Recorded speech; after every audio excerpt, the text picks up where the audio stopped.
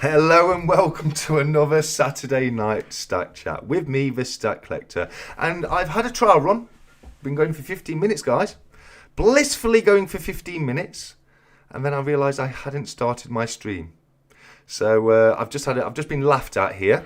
I do apologise for the delays, guys. I'm so very sorry. 365. I've got to do this again for the super chat you dropped, mate. Thank you so much for that one, brother. And guys and girls out there, just like BBA said, don't forget to lick that like button, guys. Lick the like, guys. Right, so I've got to go through everything all over again because I've just done it all. So there's a package I've just opened. I'm not going to be able to open it again because I've just opened it. But let's start off in the usual fashion by going over to the spot prices, guys. And I'll go through that again for you guys because you weren't with us last time. But we can see that gold is currently sitting on £2,739.67, which is an increase of £47.97 or 1.78%. On the dollar, we're looking at $3,691.06, which is an increase of $42.34 or 1.16%. On silver, on the pound, is sitting at £32.04, which is an increase of 85 pence or 2.73%. On the dollar, it's currently sitting at $43.17, which is an increase of 89 cents or 2.11%. Platinum has dropped slightly this week and is currently sitting at £1,035.85 on the pound, which is a drop of £4 or 0.38%.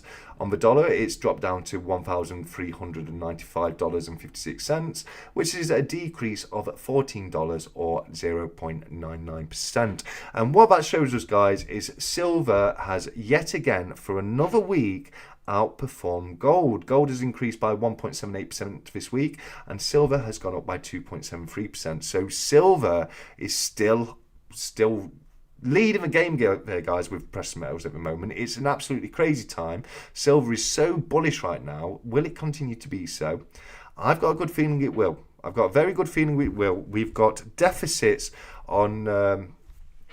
We have deficits on supply on silver. There's not enough being mined to meet demands. There's not enough being recycled to meet demands. And I think, I think for now, we're not going to see silver drop at least, and it just keeps going up. It's going up £1 a week now, guys. 4 weeks ago we were 5 weeks ago we were at 28 quid, 4 weeks ago 29 quid, 3 weeks ago 30 quid, last week 31 quid, and this week 32 quid. So is it going to continue to go up by £1 a week? Who knows? But we will find out soon. So moving on, guys, we've got a few announcements to go through this week. The first of which is I just want to say a massive hello and welcome to the latest member of the moderating team over at Stacker Social, and that is, of course, 𝗖𝐼𝐴𝐶. He's with us tonight. I've seen him in the chat, and it's fantastic to have you with us, 𝗖𝐼𝐴𝐶, not only here in the chat with us tonight, but also on the team over on Stacker Social. So thank you so much for picking up the mantle on that one, buddy. It's fantastic to have you with us.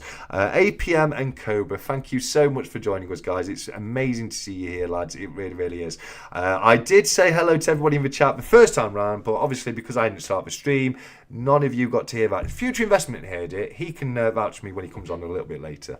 But moving on with the announcements, very big, massive congratulations and hello to 𝗖𝐼𝐴𝐶.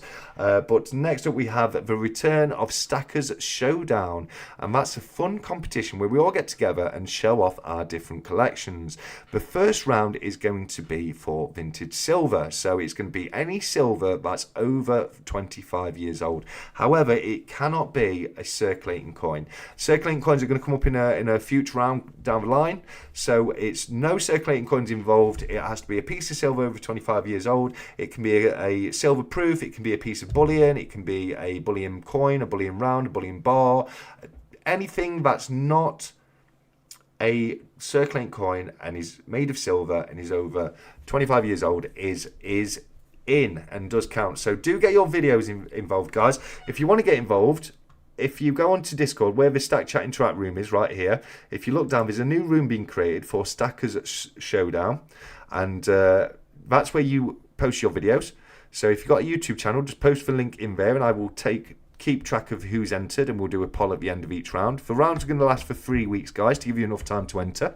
And if you don't have a YouTube channel and you still want to get involved, don't worry about that, guys. Film a little video, send it across to me. I will show it in one of these stack chats. I'll also put a link up. I'll also clip it and put a link up so people can just see the video itself. Or the other option is, why not start your own channel? It's a fantastic opportunity to just get cracking with it, do your first video, see how you like it, and who knows, you could be the next big name in YouTube. Just waiting for it to happen. So get involved, guys. Get involved and see what happens. But I'm really excited to see everybody's different collections. We're going to be doing different rounds, different categories every single round. So get involved with your vintage silver and we'll see what everybody's got. But moving on, we've got the Yorkshire Coin Fair coming up this Sunday. As you know, I like to come down every single month. I will, of course, have the Sigma P&V investor with me to do free demos for anybody at all who's at the fair. But if you're also a member of Stacker Social, feel free to bring a few of your own pieces for me to test for you completely free of charge as well. It can be, as I say, something you brought from home, or if you buy something at the fair, bring it over. I'll check it for you, and you know exactly what it is before you take it home. Which is, that's a breath of fresh air, isn't it? Really, the peace of mind of knowing it's exactly what it's supposed to be. So do come down and do meet us. I know Nerd UK, I think you're going to be there. Hopefully True Legends will be joining us again this month because I missed him last month, and a few other people as well. And we'll get together, sit down, have a coffee, walk around the stores, see what little bargains we can pick up from here and there. But it's a lot of fun, and if you're in the area, please do come down. It's a week tomorrow, buddy. So next Sunday, not tomorrow. Next weekend is what I mean. So a week tomorrow. I made that very clear the first time I made that announcement, but again, none of you were here to listen to it, so it was no good, was it? The last announcement I've got is we've got something exciting coming through Stacker Social. I can't give you too many details right now. All I can say is it's a little bit spooky, guys. There's been some ghostly goings on over in Stacker Social, and yeah, there's going to be a new announcement dropping very, very soon. It's literally nothing to do with the Spooktacular, Stacker Social Spooktacular. That's going to be hosted by myself and Nemo. It's nothing to do with that. But all I can tell you now is keep your eyes peeled, guys, because there's going to be an announcement drop very, very soon. But that's it for announcements, guys. So I can move on from that. The package I did have to open, which I've already opened, unfortunately, so it saves me having to do that again, I suppose. But what was inside was a bunch of poker chips that have been sent across by 𝗖𝐼𝐴𝐶. We spoke about him earlier. He's a fantastic guy. Thank you so much for sending them across for the Duck Race bundles. But mate, I'll pop one in for tonight and we'll go through that in a little while's time. So, guys, I went through that super quick. I went through it quite quick the first time, but yeah, that time I went through it super quick because we were already running behind because of my inadequacy. let's call it what it is. Now, the other thing I need to let you guys know, I mentioned this before, but I've got some new tech. I've got some new hardware. I'm running a new camera tonight, so there's a little bit more of a lag with this camera. Hopefully, my audio shouldn't be too bad. I've homed it in a little bit, but I didn't have time to fine tune it, so I'll get on that for next week. But there might be a little bit of an overlay with me in future because of the lag. So if there is, I apologise about that, and I'll be working on it and improve it going forwards. But without any further delay, because I have delayed him long enough now, what do you reckon, guys? Shall we get him on? Let's say a massive big welcome to my good friend, Future Investments. Future, how are you doing, buddy? Are you well? Hello, TSC. I am very well, mate, and I'm super excited to be back on the Stack Chat, mate. It feels so good, and I'm genuinely filled with excitement. Oh, me too, mate. Me too. Do you know how long it's been since you've last been on here for a chat? I don't. I think it's been a long time. Because the last time we did a Stack Chat, your face was not on camera. So yeah. No, yes, I was still hidden at that time. It's been 10 months, mate. 10 months since we've had a chat. It's been far too long. But thank you for coming on. I know you've been very busy, haven't you? Yeah, very busy. Very, very busy, yeah. Yeah, we've got a few hellos coming through. Guys in the chat, I just want to let you know, we're going to concentrate on having a chat for now. So don't worry if it seems like we're ignoring the chat for now. If you've got any questions you'd like us to answer later on, part them into the Stack Chat Interact for me. Mods and guys, if you see any questions go into the live chat while I'm chatting with Future, just pop them into the Stack Chat Interact. After I've had a bit of a chat with Future and we do the duck race, we'll go into a live chat interaction, and that's all we'll be doing. We'll be answering your questions, guys. So bear with us a little while, and we will be completely yours in a little bit. But thank you for that, guys. I'm more nervous tonight. It's like this is my first ever stat chat again because I've got so many different things going off, mate. It's it's a bit crazy. But I've got one question. I've got more than one question, but the question that is burning on my lips to ask you is, do you regret stopping buying PMs? Now, I know you've got a good amount. Now, obviously, you've got 1 ounce gold coins, you've got 1 kilo ounce silver coins, so you've got a nice amount of precious metals, and I know that's why you stopped. But with what's been happening with gold and silver since you stopped buying, do you regret making that decision?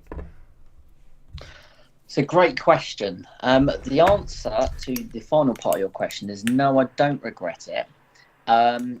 However, I have neglected my gold side of my portfolio for a little while, and I am now focused very much on building back up my portfolio. In fact, I've got a designated savings account now, which gets money added to it every month. And it's to purchase me a piece of gold at a certain size, and it gives me a way of having trackability to ensure that I am going to make that purchase. So yeah. I'm happy with my portfolio. I've been very busy elsewhere. That's why my focus has not particularly been on precious metals.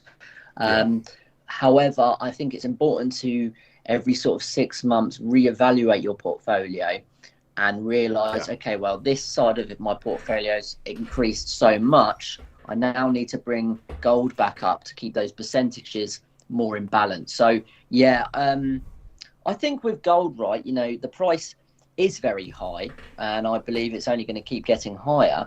But I also believe that today's high is tomorrow's low.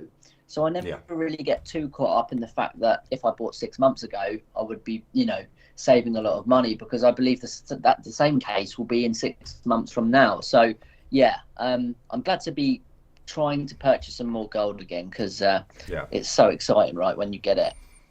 Oh, absolutely it is. But what do you think of silver outperforming gold at the moment? I think that's crazy. Honestly, I think that's crazy. For me, it doesn't really affect me with my precious metals investing. I hit my portfolio goals for silver. No, of course. And I kind of got a little bit disheartened by it, to be honest, because, the VAT and the premiums on silver is obviously massive. And funnily enough, I did a bit of a calculation the other day on my precious metals portfolio, and nearly all of my gold, I'm in great profit. Which is fantastic, because you don't do it to get rich, do it to hedge against inflation and preserve your wealth and use it as a form of savings, right? But of course, it's nice when you're in profit as well. But then when I looked at my silver, a lot of it was still massively, if I was to resell it back to a bullion dealer, I'm still getting massively less than what I paid for it. So yeah, really? I'm not too worried that I haven't bought any more, but I'm happy with what I've got. Oh, let me just cut in there, mate. I mean, that shocks me, if I'm honest, because you were buying bullion a little while before I was, weren't you? And I know the stuff that I bought in those early days, they're now in the green, mate. Even the bullion I bought, it 32 quid an ounce on a lot of that stuff it's now overtaking the premium on it. So, it's. I think, were you buying a lot from the Royal Mint to start off with, or? Yeah, it's a great question. From initially in my early start journey, when I started investing in precious metals, which was the very first investment to my portfolio at all, it was in about 2020. And like most new precious metals investors, you're so scared, you go straight to the Royal Mint because you think it's worth paying more because I feel better buying from there. But of course, later on that it was a mistake because of the money you pay in premiums. I'll give you an example. I've got a 1 kilo silver Britannia, and even now, if I resell it back to a bullion dealer, I'm still not going to make money back. So it's crazy. Again, I haven't had that for 5 years. To be fair, I've had that for 2 maybe, but yeah. Yeah, I mean, I just think it's crazy how much it's gone up. You know, when we first started chatting on YouTube and doing live streams together, can you remember it was about 18 quid an ounce, wasn't it? It's crazy. Yeah, definitely. It's crazy, the price, and I'm all for it, of course. Absolutely. Yeah, I was getting pieces back then for around 25, 26 quid. 1 ounce bullion pieces.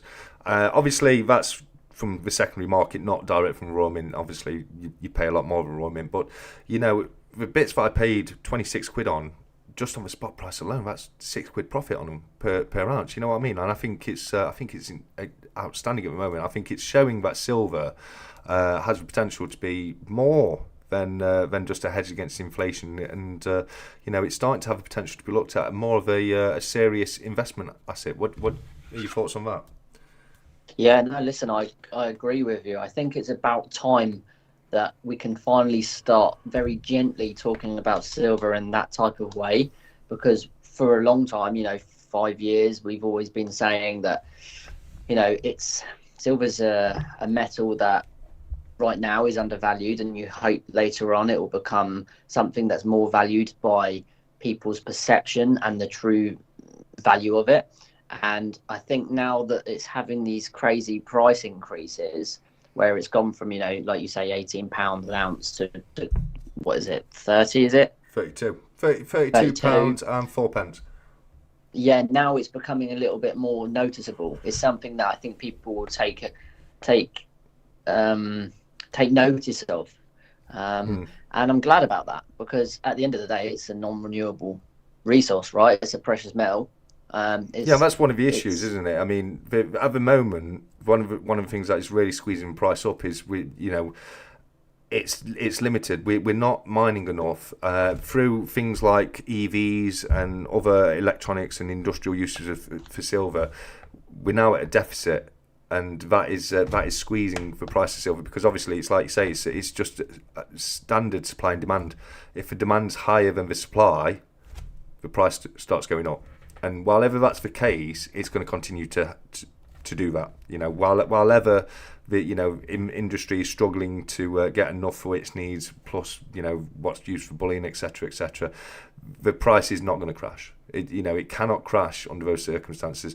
The only thing that I can see at the moment that would make the price of silver crash is a synthetic material that would be better than silver for industrial uses, but that doesn't exist yet. And that relies on the if, but maybe, will that ever even happen? Do you know what I mean?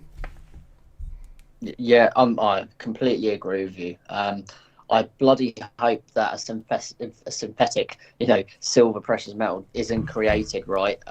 Because that could definitely be detrimental to the value of silver. Yeah. Having said it would tank it, mate. Yeah. It'd go down overnight, mate. Yeah. But I don't think that's realistic. I really don't think that's realistic. I mean, the problem is, we're developing and inventing new materials all the time, and technology has come off so exponentially nowadays. And you've got things like AI solving equations. I don't think it's out of the realms of possibilities.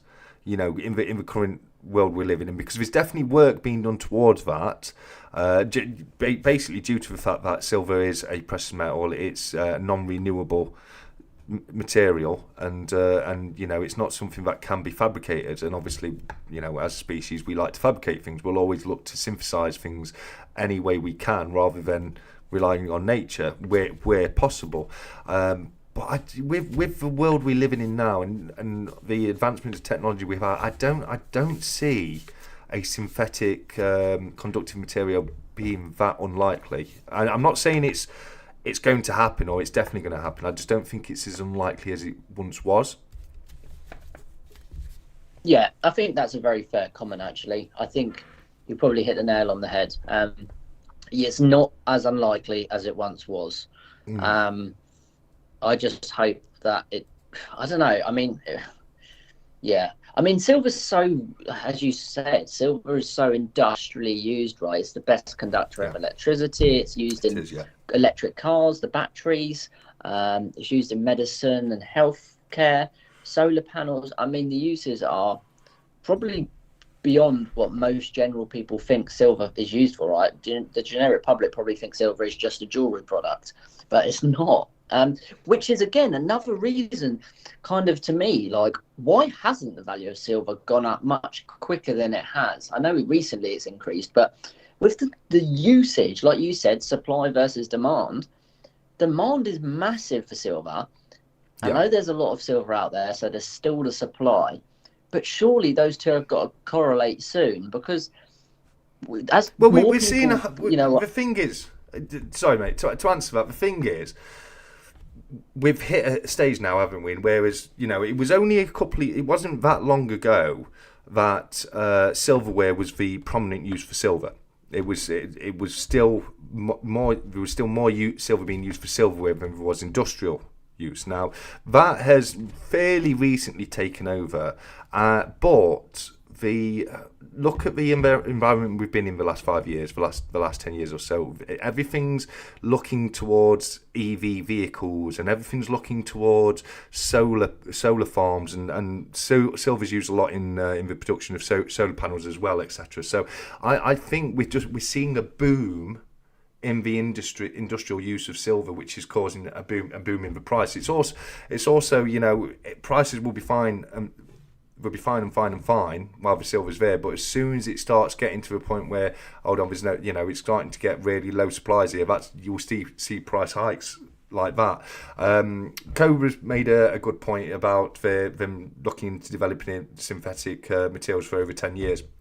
And absolutely there is, you know what I mean? That's what I mean. It's I'm not saying, it's going to happen tomorrow. I'm just saying that, it's being worked on, and there's people out there that are trying to make that happen. So it's not, like we said before, it's just not something that I would completely cast out the window, like maybe I would have 15 years ago, say.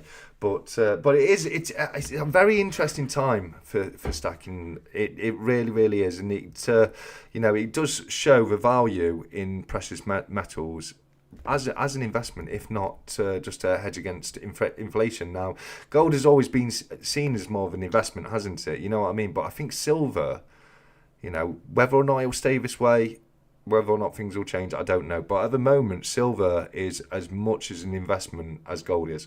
And it's proving that, because it's for about 8 weeks now. It's either matched or outperformed gold. That's been a couple of months now. I think there was 1 week in the last 2 months where gold actually beat silver by a little bit, but it's really, really performing a lot better than it has done in the past. That's obviously just one thing I wanted to discuss with you about, mate, and I think you give some fantastic answers about that. But there's a lot of other stuff I want to discuss with you. Because let's be honest, precious metals. I know you said you're going to try and pick up a bit more gold, but precious metals is what you were doing, and I would love to chat about what you are doing now. And I know that's related to ETFs. I know you're looking at various different funds. You're in all world assets. I know you're in the S&P as well. You're also looking into expanding your incomes through different means, aren't you? I.e., side businesses, and that's one thing that I'd like to touch on right now. Now, I'm not going to go into any details about the business or what you do, because that's your business, mate.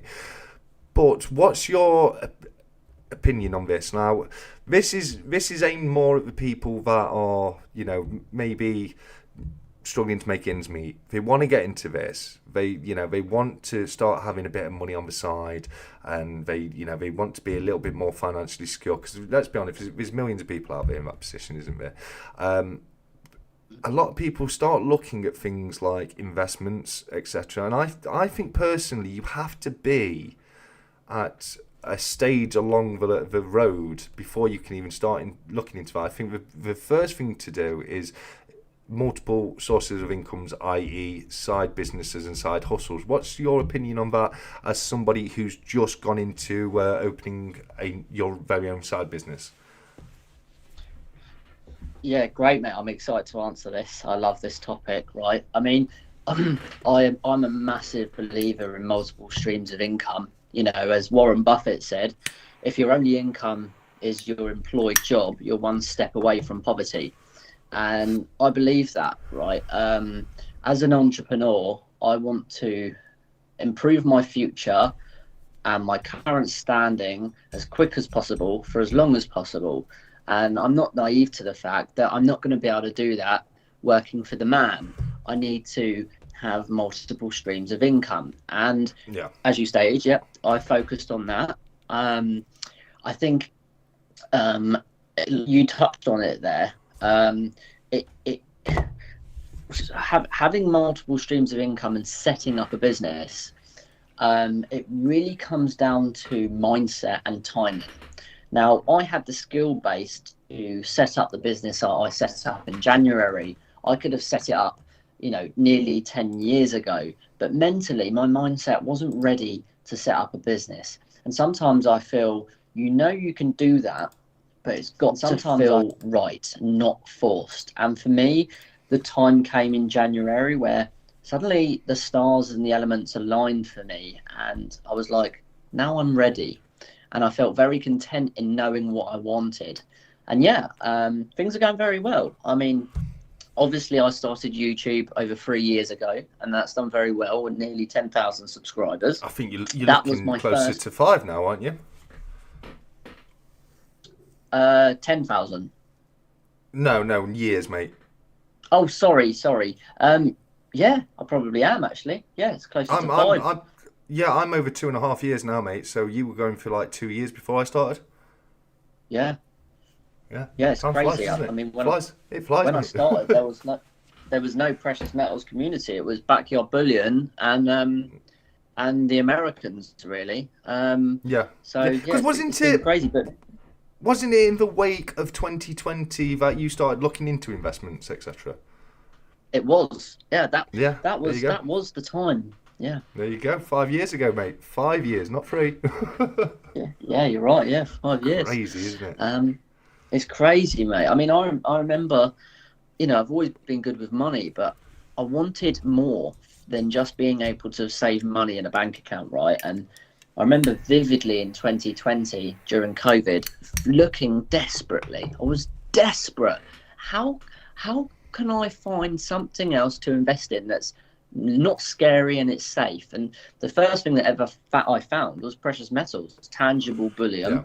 And cut long story short, 5 years later, cool. Just to pause you there. What I was getting at originally is more when you got to that stage and you were in a stage where you're thinking, okay, I want to start getting more income now. I want to be more financially secure. There's nothing wrong with thinking that at all. I mean, it's common sense, really, isn't it? But what I'm saying more, do you think a lot of people, and have you learned this, you know, in your experience, etc., that rather than looking in the first instance, if you're at a state where you're thinking, I need to start looking more money, are you not better to start thinking, you know, what can I do, like you have with your side business? You know what I mean? Start looking at that in the first instance, and then once you've got yourself to a situation where, okay, I've got these multiple sources of income. I've now got more than enough money. I'm not struggling at the end of the month. I'm not waiting for that payday. I've actually got a little bit of surplus. Then start looking into the investment, etc. Do you get what I mean? Yeah, definitely. You know, you need to be in a financially secure place before you even consider investing. You know, in my opinion, and I'm not a financial advisor, but you know, if you've got debt, pay off your debt first. The first step to feeling great and financial security is having no negative debt. I believe there is positive debt, but that's a different topic. Clear your debt, and then if you're looking to invest, by increasing your amounts of income, not only does it give you more security, but it gives you more power for you to invest. And the more you learn about investing, the more you want to put more into those investments, right? So having those extra incomes, which will build up over time, massively help you build into that compound effect of building wealth. Yeah. So where do you think people should concentrate more when we're in that position? Looking for other income sources and other income streams, or looking to invest? definitely looking for more income streams, in my opinion. I categorically. Because I just think, my worry is, if people are in that position and they're starting to look into invest, when investment, you see good gains off investment when you've got a lot in the investments, if you know what I mean. And yes, it's great to invest little amounts. Now, if you're doing, say, it could be 50 quid a month or whatever. A fun fact is, if you're 18 years old and you invest just 25 quid a month, you'll be a millionaire by the time you retire. Okay, but if you're later on in life, and you haven't got that much time. I'm 42 now. If it was me, and say I was struggling with money and I wanted more money, what you're going to see out of the investments, for the amount you're able to put in every month, it's probably going to dishearten you.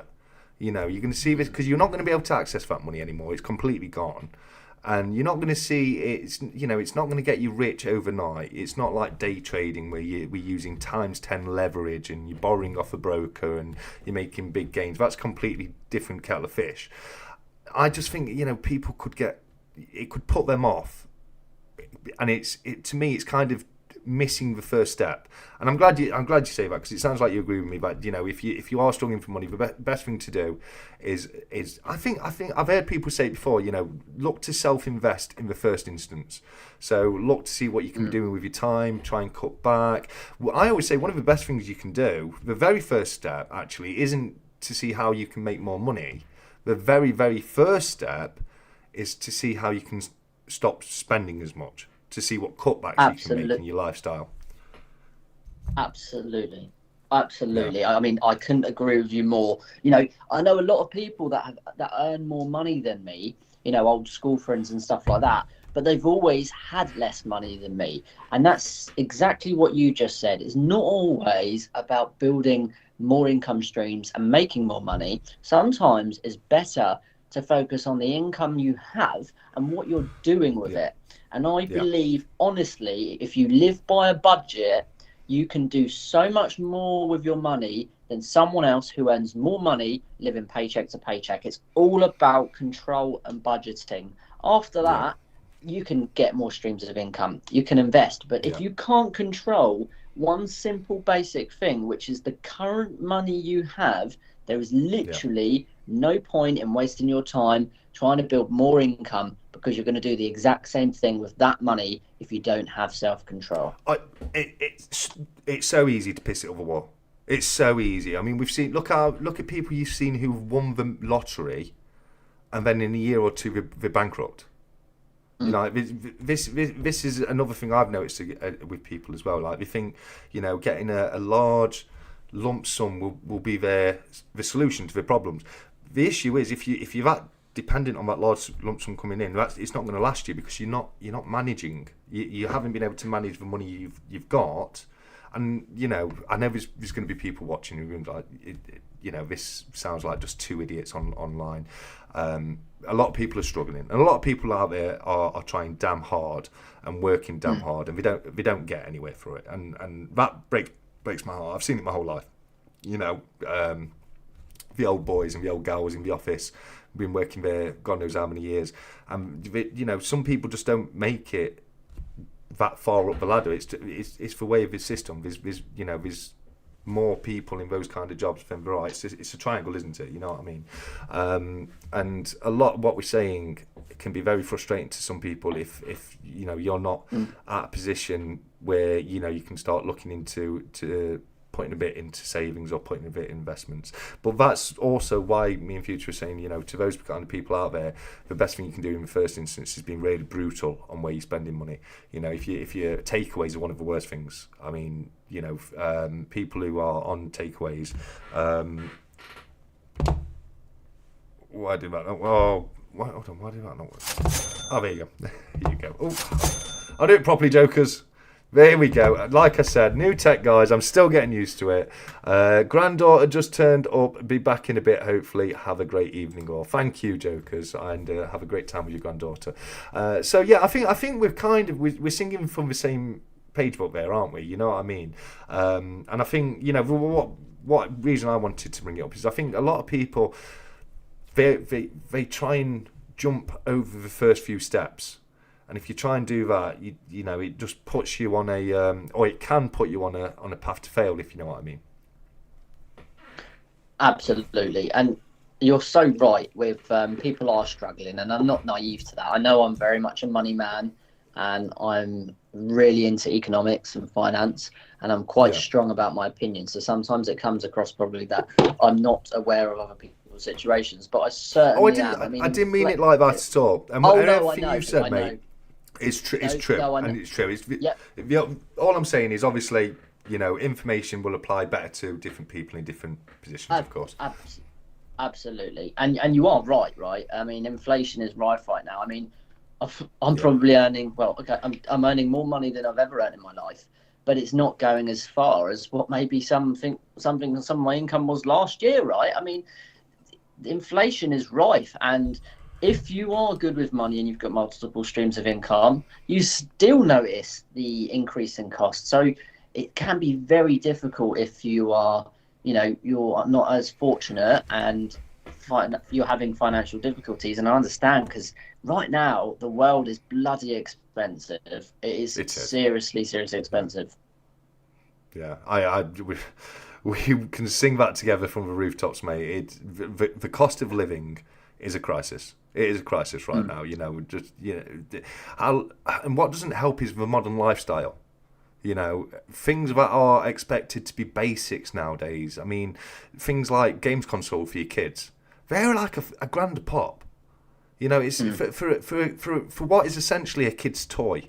You know what I mean? And yeah, I know they're wonderful pieces of equipment, etc. But you know, the cost of trainers these days, and the cost of clothing people, feeding them, housing them, the cost of bloody energy these days. I mean, it's insane how much it costs. Now the weather's just started to get colder, and it means I've just had to start putting my heating on.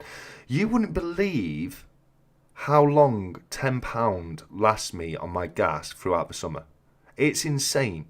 The biggest charge I get is my standing charge, and then this time of year comes along, I've got to turn my heating on, and I might as well be setting a fire in the middle of my living room and sticking fivers on it.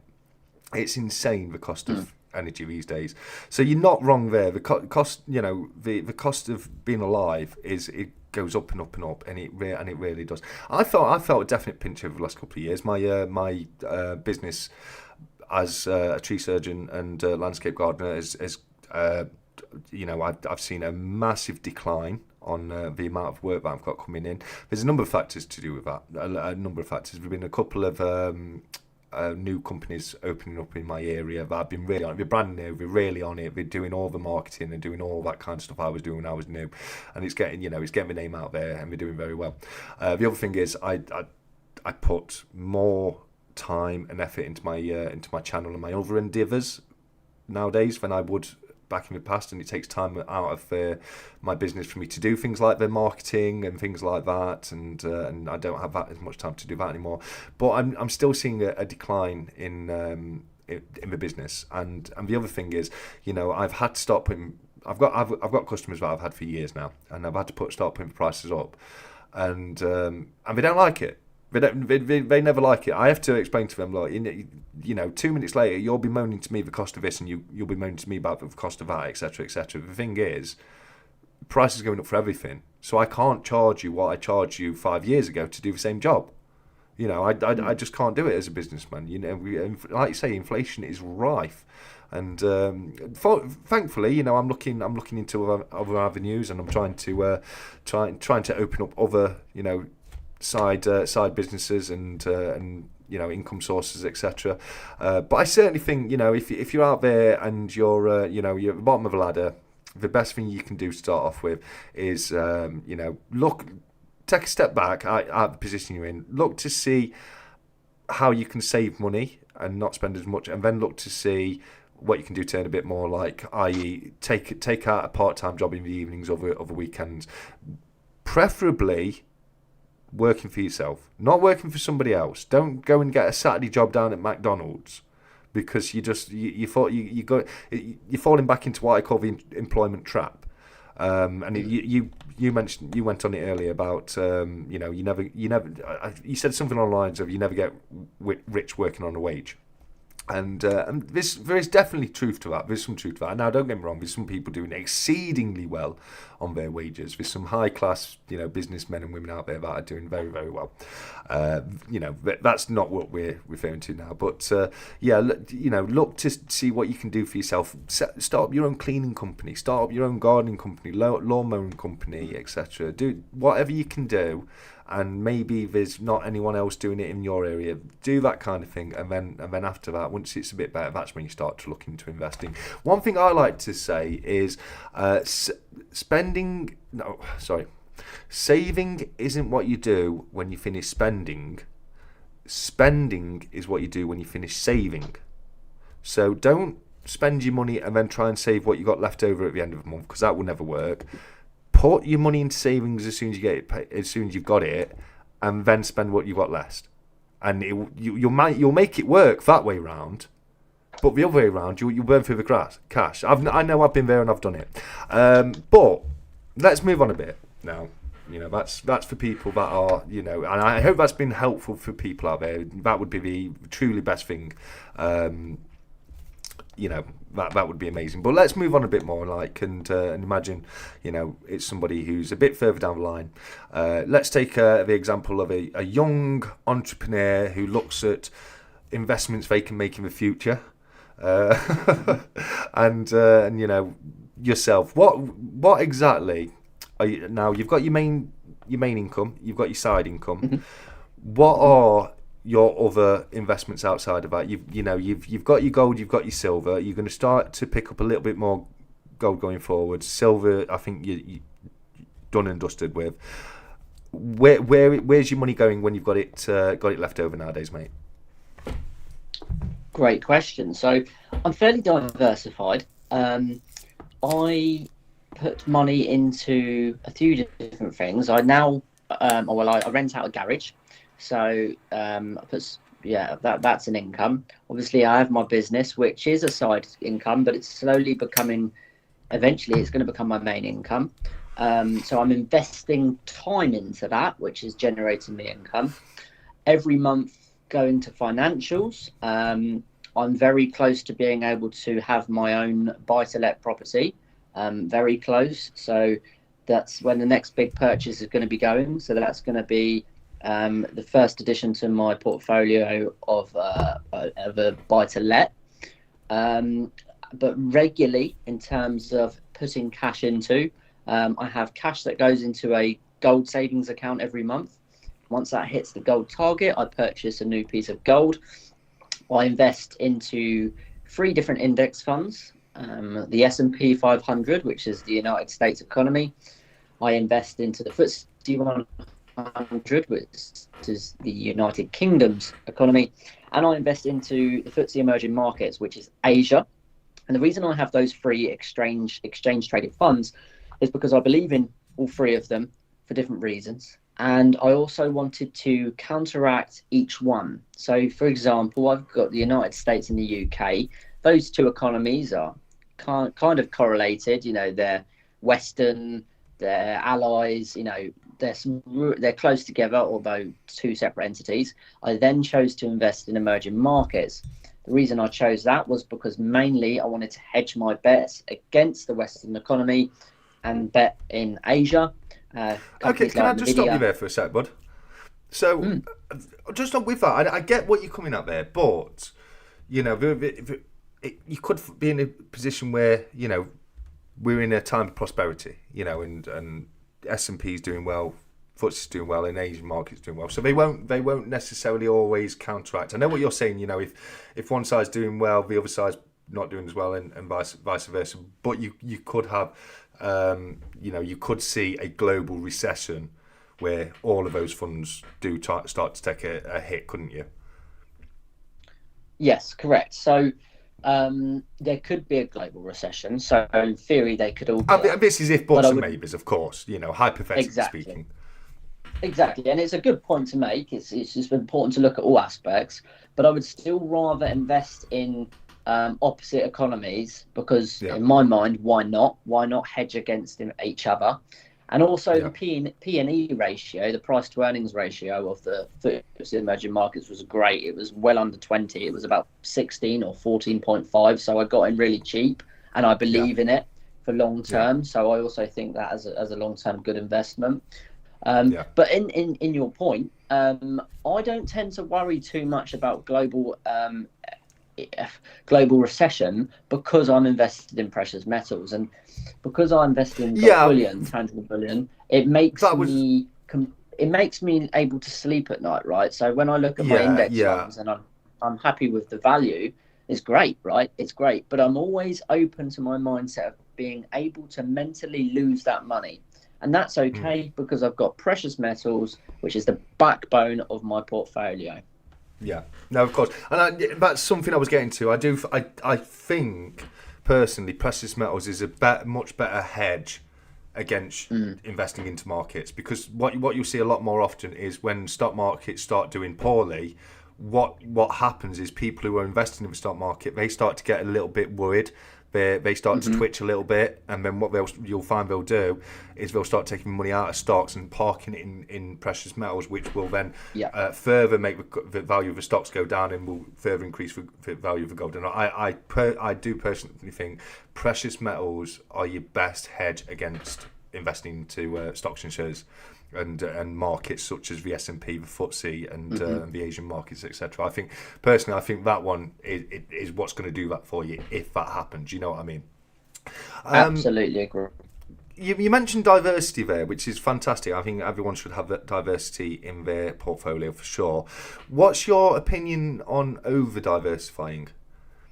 So that would be and to give you an example, like, so say you've said you're in the S&P 500, you're in the FTSE, you're in the Asian market, but okay, let's hypothetically say that you're in this market, you're in that market, you're in this market, you're in that market, and you've got 20 different instead of having the three, you've got 20 different ETFs, shares or whatever that you're into.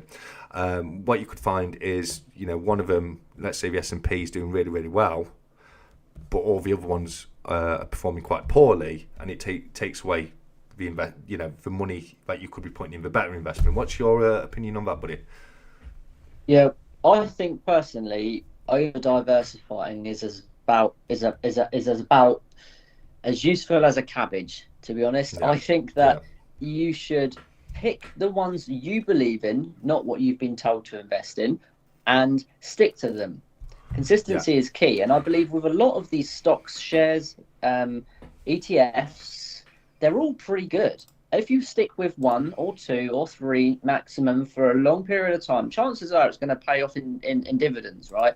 I think that when you start trying to be something that you believe is your fucking Brad Pitt out of The Big Short, and you work on Wall Street and you over diversify and you want to have stocks in your portfolio to show off, it's pointless, because you're spreading your capital too thin to really have any detrimental effect. If you just diversify enough, why expand on that? I really don't think you need to. I think it's overcomplicating things. And let's remember, if you are in one single ETF and you are only invested in the S&P 500, you are already diversified over 500 companies. Because that's what the S&P 500 is, isn't it? It's the top 500 companies in America. So if you're just investing into that, that is diversification in itself. So you could say, I'm diversified, even if you're just putting into that. But I think the three you've said there are fantastic markets, and I think I agree 100% with everything you've just said there. About keeping it to a few that are performing really well, that you trust, you believe in. I would like to ask you though, just for my own interest, why do you believe in the S&P 500? Good question. I feel like I'm put on the spot there. I'm nervous. No, it's a very on the spot question. Yeah. Simply, I do. We know that the United States right now is the largest economy. and it's got a proven track record. Now I know that when it comes to investing, the previous data is no guarantee of future profits, right? But historic performance is no indicator to future results, etc. Exactly. Thank you. That's what I was trying to say. Yeah. I just like it. I think that it's a proven thing. I think when you look at the past historic data of how it's performed over the last 100 years or whatever it is, it's relatively moderate risk, and I'm willing to take that moderate risk for something that seems to be very profitable and secure. So I'd say low risk personally. I'd say it's high end of low risk. Yeah. I mean, everything you've just said there is 100% right, mate. If you look at the S&P 500 over the last 100 years, yes, exactly 100 years ago, or almost exactly 100 years ago, was the worst time in market history. The only true crash I consider. I know there's been crashes in the 80s, 20%. Even in 2021, there's a crash 20%. It recovers again. But in 1928, continuing through to the 30s, it crashed by 90%. Absolutely insane. And yes, that did happen once. But I think, looking at the S&P 500, it's always bounced back, hasn't it? It has always bounced back, even through the dips, even through the crashes. I started investing in it not long before the crash in 2021. I continued to invest into it through the crash, and it yielded very, very good results when it did come back up.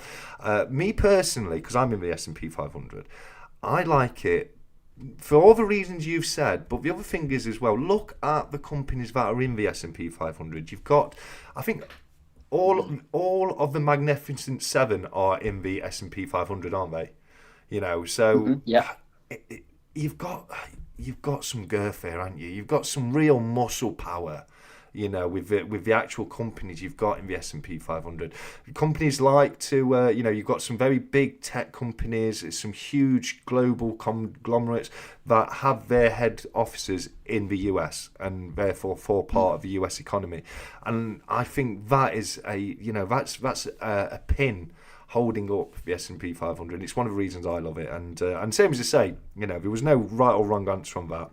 I was just interested why because I'm like you. I trust the S&P 500. I don't trust it to always be in profit. I know that it will go down at times, but I think the American economy being the top economy on the planet, which you're 100% right, it is. It's. Well, I mean, that's a very good point, Baron. I don't know if you see. Hi to Caravan's mum, by the way. But Baron's just put there. Can you see what's put there? The blockbusters. And it's a very good point. It's a very good point he's making visually through that picture right there, because at a point in time, let's say 2 years before Blockbusters closed, we could have been sat here having a conversation. Oh, invest in Blockbusters. What's wrong with you, man? It's like the biggest company in the world. Invest in it. And then things change, and it's kind of like what we were talking earlier about the synthetic materials, because that's kind of what happened to the Blockbuster, the video rental market. Streaming came around, technology changed, something completely new hit the market, and all of a sudden, one of the biggest companies in the world has gone bankrupt and is no more. I mean, like if you could take someone from the early 2000s and time travel them here and say, tell them Blockbusters went down, they'd be gobsmacked, wouldn't they? You know what I mean? I think it's a good point in what he's saying. I know exactly what he's saying in that. But yeah, like 365 just said, Google and Apple have a shelf life. Them, Tesla as well, and a couple of other companies are the innovators of the world, of the Western world for sure. There's some like the Asian market is a good market being, because you've got some huge companies coming out of places like Japan and other places. Korea's got some fantastic companies coming out of it. I think Samsung's a Korean company, isn't it? If I'm not mistaken, or one of the large tech companies at least, or a couple of them. So I think the markets you're in are very wise markets to be in. I don't criticise them in any way, shape or form. It's just interesting me to see why you chose those specific ones. I don't know if I used to say to you all the time, there's a million different ways to make money and a million different things to invest into, and some of them will be good. And if you're investing in good things and that's what works for you, that's what you got to do, isn't it? You know what I mean? So congratulations on everything you're achieving, mate. It's fantastic to see, because same as I say, those 5 years ago when you first started your channel, where it's got to now is insane. Just think about, when you first started your channel. I think, were you still living at home? I got the impression you were. It's crazy, mate, how my life has changed since 2020, but more so in the last 3 years. But yeah, I was renting my second flat in 2020. Okay. And now things are a lot different. But you were in your bed, you were filming out your bedroom though, weren't you? Yeah, I was filming out of my spare room, in my flat, on the sofa bed on the floor. Yeah, and you do see that though. You see, and this falls in perfectly to what we were saying earlier. Those 5 years, you say it's changed so much, but especially in the last couple of years. But you see that, don't you? You see it ramp up. The early days are hard, and you don't get a lot of return on your investment. And if anything, it's costing you money to do what you want to do. But if you prevail and you stick to it, that bell curve starts to spike up, and as soon as it starts spiking up, the improvements you see in that short period of time are quite phenomenal, aren't they? Absolutely, and I'll be honest. I feel like being an entrepreneur and an investor is very much like being like someone who goes to the gym. Now, the reason I say that is when you go to the gym, you can train for 3 to 6 months and not really see any results, right? Yeah. And you don't even feel like something's happening. But a year later, you might bump into someone you haven't seen for a year, and they go, "Bloody hell, you look good. Have you been going to the gym?" Yeah. And that's the exact same thing with being an entrepreneur and an investor. You don't see the improvements you're making on your life by working hard, being consistent, and building a business and investing in the right things consistently. You do not see it. But after a certain point, can I just cut in there for a second, wake buddy? up one day and see the results.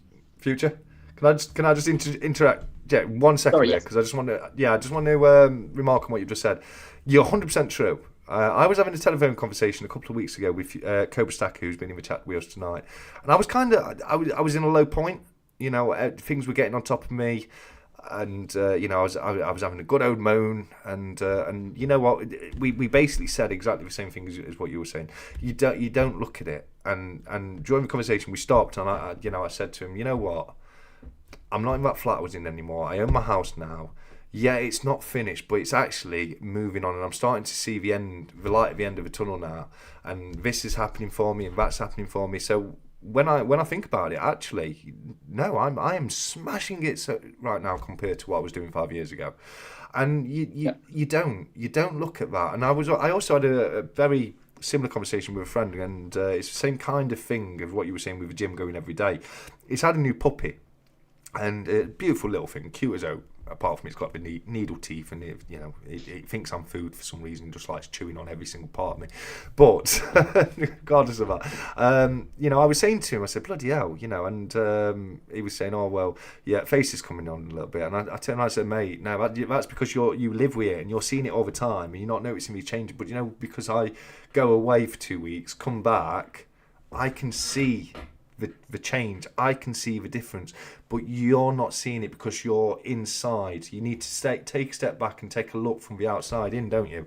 And it's important to do that. And it's because otherwise you'll get to where I was, where you're ready to give up, and everything's just got on top of you. And because you're not seeing those victories, you're not congratulating yourself as you go, because in your own mind, because you haven't got to where you see yourself in your mind. You failed. It's not. It's fail, succeed. But it's not. It's a long journey of succeeding little tiny steps until you get to the bigger ones. And I think you put that absolutely fantastic, mate. I really do. Thank you, mate. Thank you. Yeah, I agree with what you're saying. Absolutely. Yeah, 100%. So, we've gone through PMs shortly. Earlier, we've gone through your stocks and shares, your ETFs, etc., etc. I'm the same as you. I've got money in the S&P 500. I've also obviously got money in precious metals as well. I think that diversity is fantastic to have. If I had more money, I'd probably diversify a little bit more into other ETFs, just like what you have. But with the incomes I've got available to me right now, that's what I can do, and at least those two, like we said earlier, they do counteract each other a little bit, so you are kind of hedging your bets a little bit. But that's not to say that you can't both do well, because most of the time the S&P 500 and the price of gold, they're a gradual incline, aren't they? You know what I mean? They gradually go up over time, so not even just as a hedge against each inflection, they're good. They're just good assets to be in, really, aren't they? Yeah, definitely. I think they're fun, right? They're super fun to have, and it makes you feel good. Yeah. No, I mean, this is it. And now, 𝗵𝗵𝗺's been saying this in a few of his recent videos, and I'm bringing it up just because of how much I agree with it. Now, precious metals as an investment has got something that stocks and shares doesn't have, and it's that emotional attachment. Now, a lot of the times, you'll know this, a lot of the times when it comes to investing, the golden rule is to not be emotionally attached to your assets, to have no emotional attachment, to buy at the right time, to sell at the right time, which is fantastic. But precious metals turns things around on its head, because that emotional attachment you have with it makes you hold it longer, it makes you keep it more, it makes you less inclined to sell it, and you'll be more inclined to go through a tough week rather than cash in and get that money to get through, because you fall in love with these pieces. And I think it really does go a long way to to helping you build that actual amount of wealth over time. Whereas I think if to certain people, if they were putting it into more of a stocks and shares, more of an account-based investment, there'll be times along the way we would be a lot more tempted just to click that button, get the money back in and spend it, and then it's gone, isn't it? You know what I mean? So I think that's one of my favourite things about PMs as an investment. You're locked in. Yeah, you are because of your love for if you're that kind of person. Now, of course, I'm not speaking about everyone. There's people out there that are true blue weight stackers. They just buy it for the silver content. They're not bothered about how it comes to them. I deal with people like that all the time, and I know there's people out there like that. But for a lot of people, and I mean a lot of people, you start getting pieces, and you start you get pieces you like. Start looking at them, you think, oh God, I love this.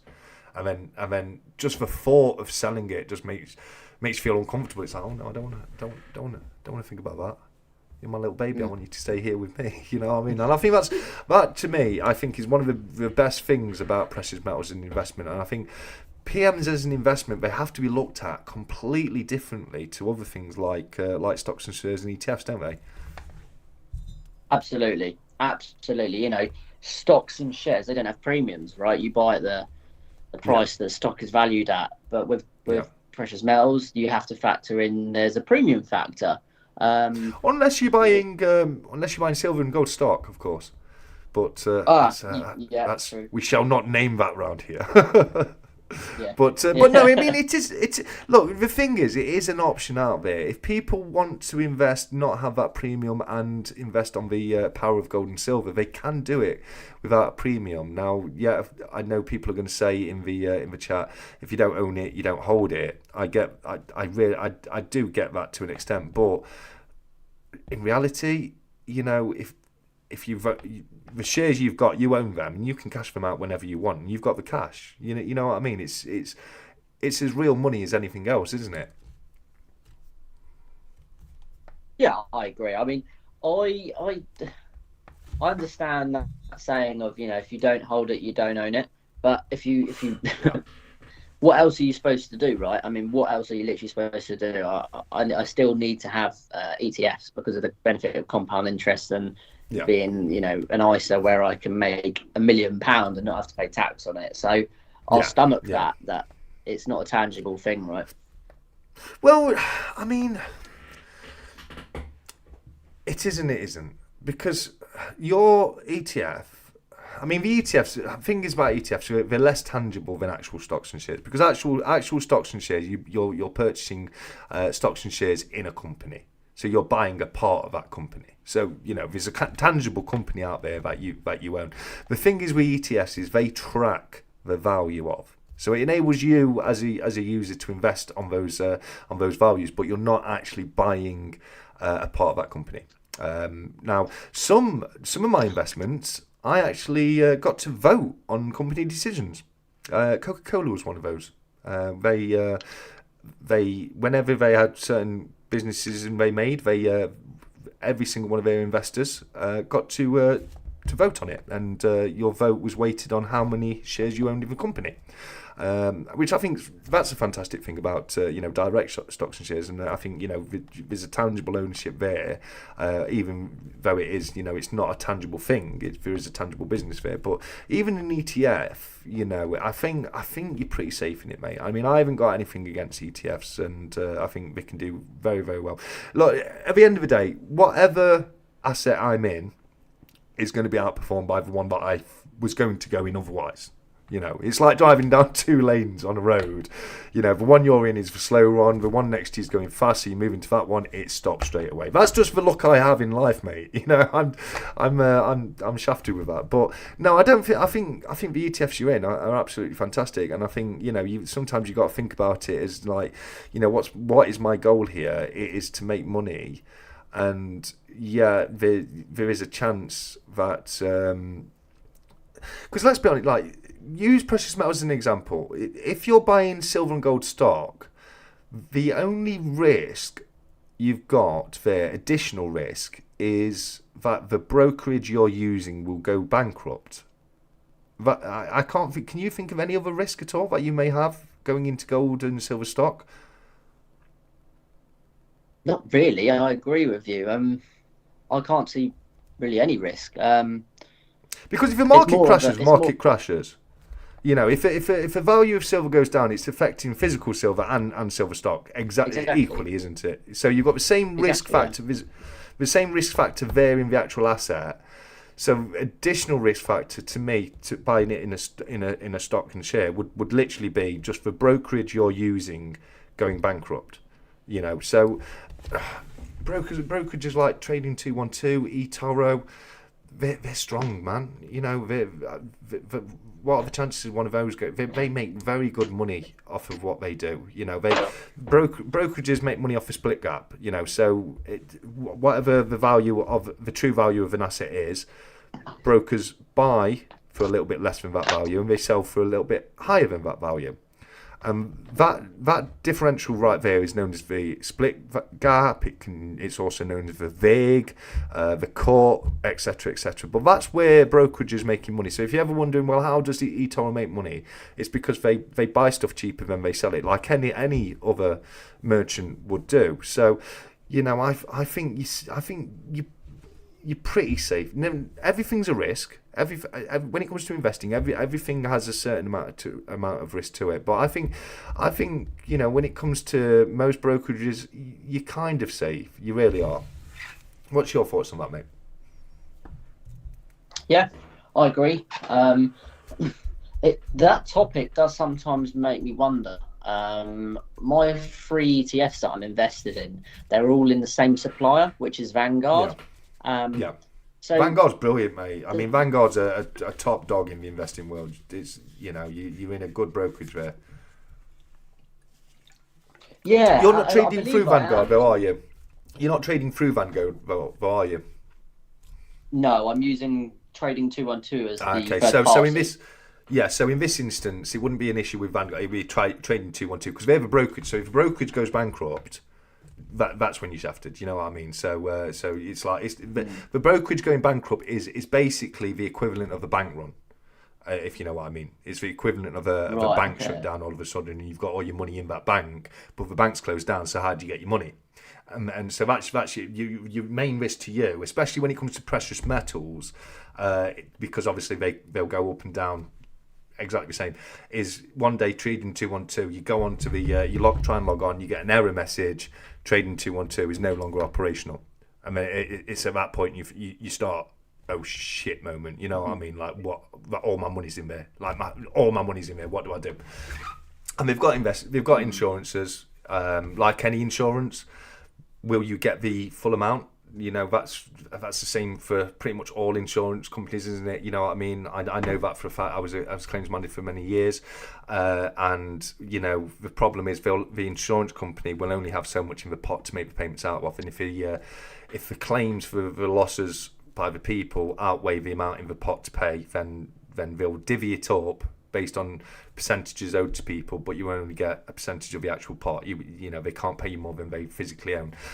So the likelihood is, even if you've got insurance in these instances, that if you've got a decent large amount invested, you're going to lose some on it. So that would be, to me, that would be the biggest risk when it comes to investing. But then likewise, that's, you know, it's no different to having money in a bank, you know, because we've seen. Can you remember Northern Rock in 2008, or were you a bit too young then and not into the financial stuff by then?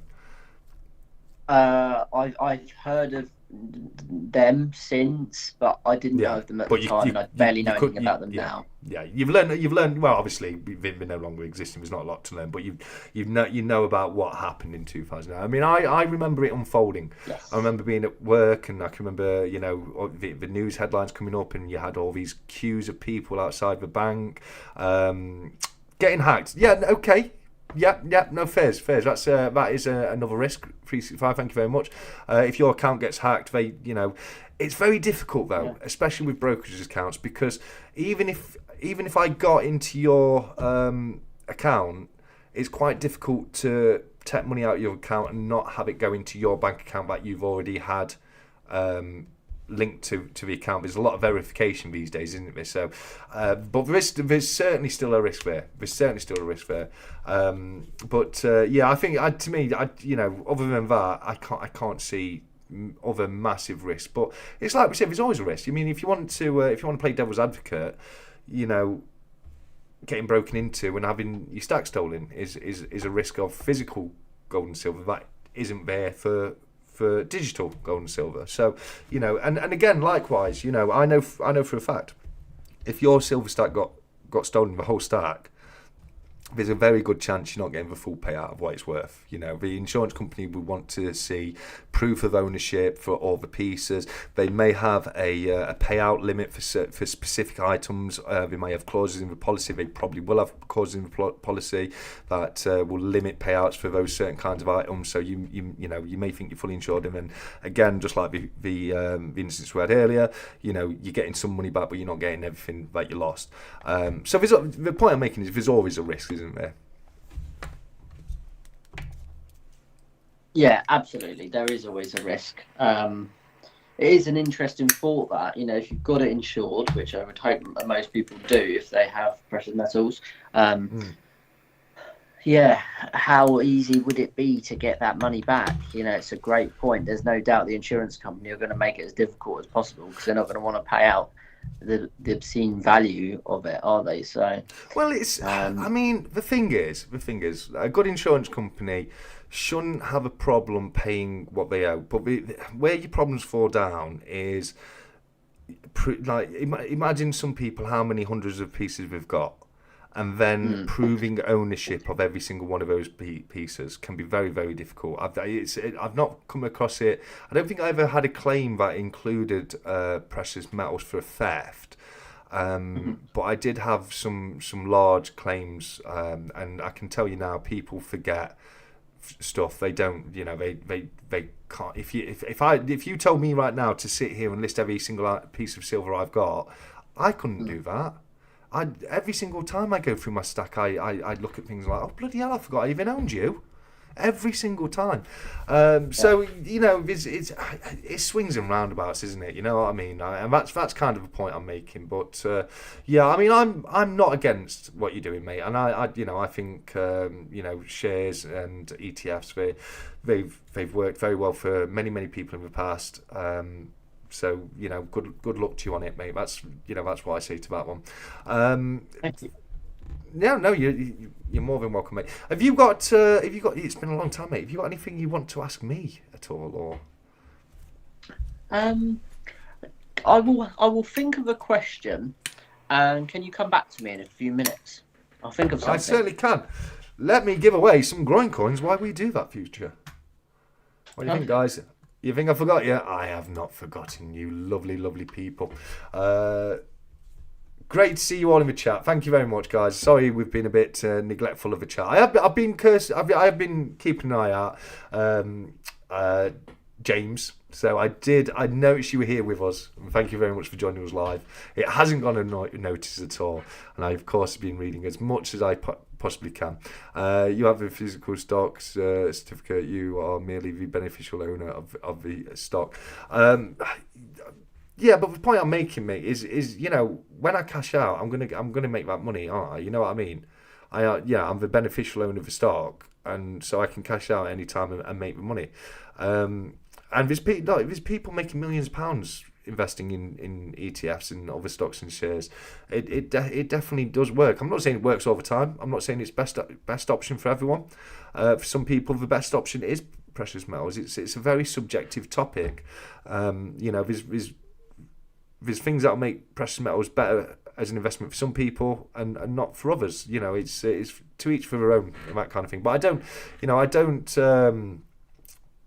don't criticise Future for going into ETFs or anything like that in any way, shape or form. Thank you very much, Freaking. I appreciate that, mate. Are you guys anywhere near getting sang to yet? Let's have a look. That's the wrong one. Oh, no, that's Future. Got disappeared Future there. Which one do I want? This one. Anywhere near. Let's have a look. 37, still 13 away, guys. Still 13. Don't forget, leave that like button, everybody. Get a good old lick for me. Right, groin coins, guys. Groin coins. Let's start. I really should sort out some questions before I start these live streams. I don't know why I don't do it. Why do I not do it?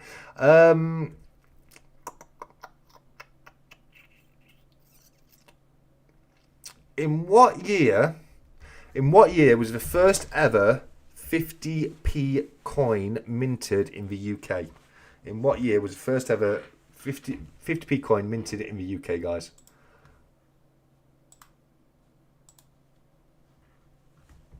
Come on, guys. What we got?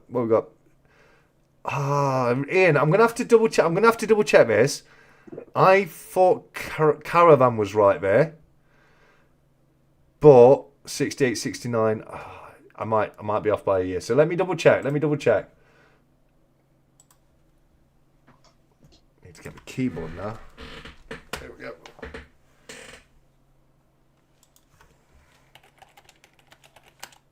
I said minted, didn't I? So that'll matter.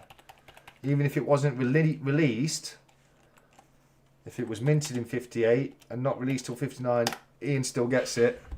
Oh, no. Sorry, Ian, mate. The first 50p coin was issued by the Royal Mint in October 1969.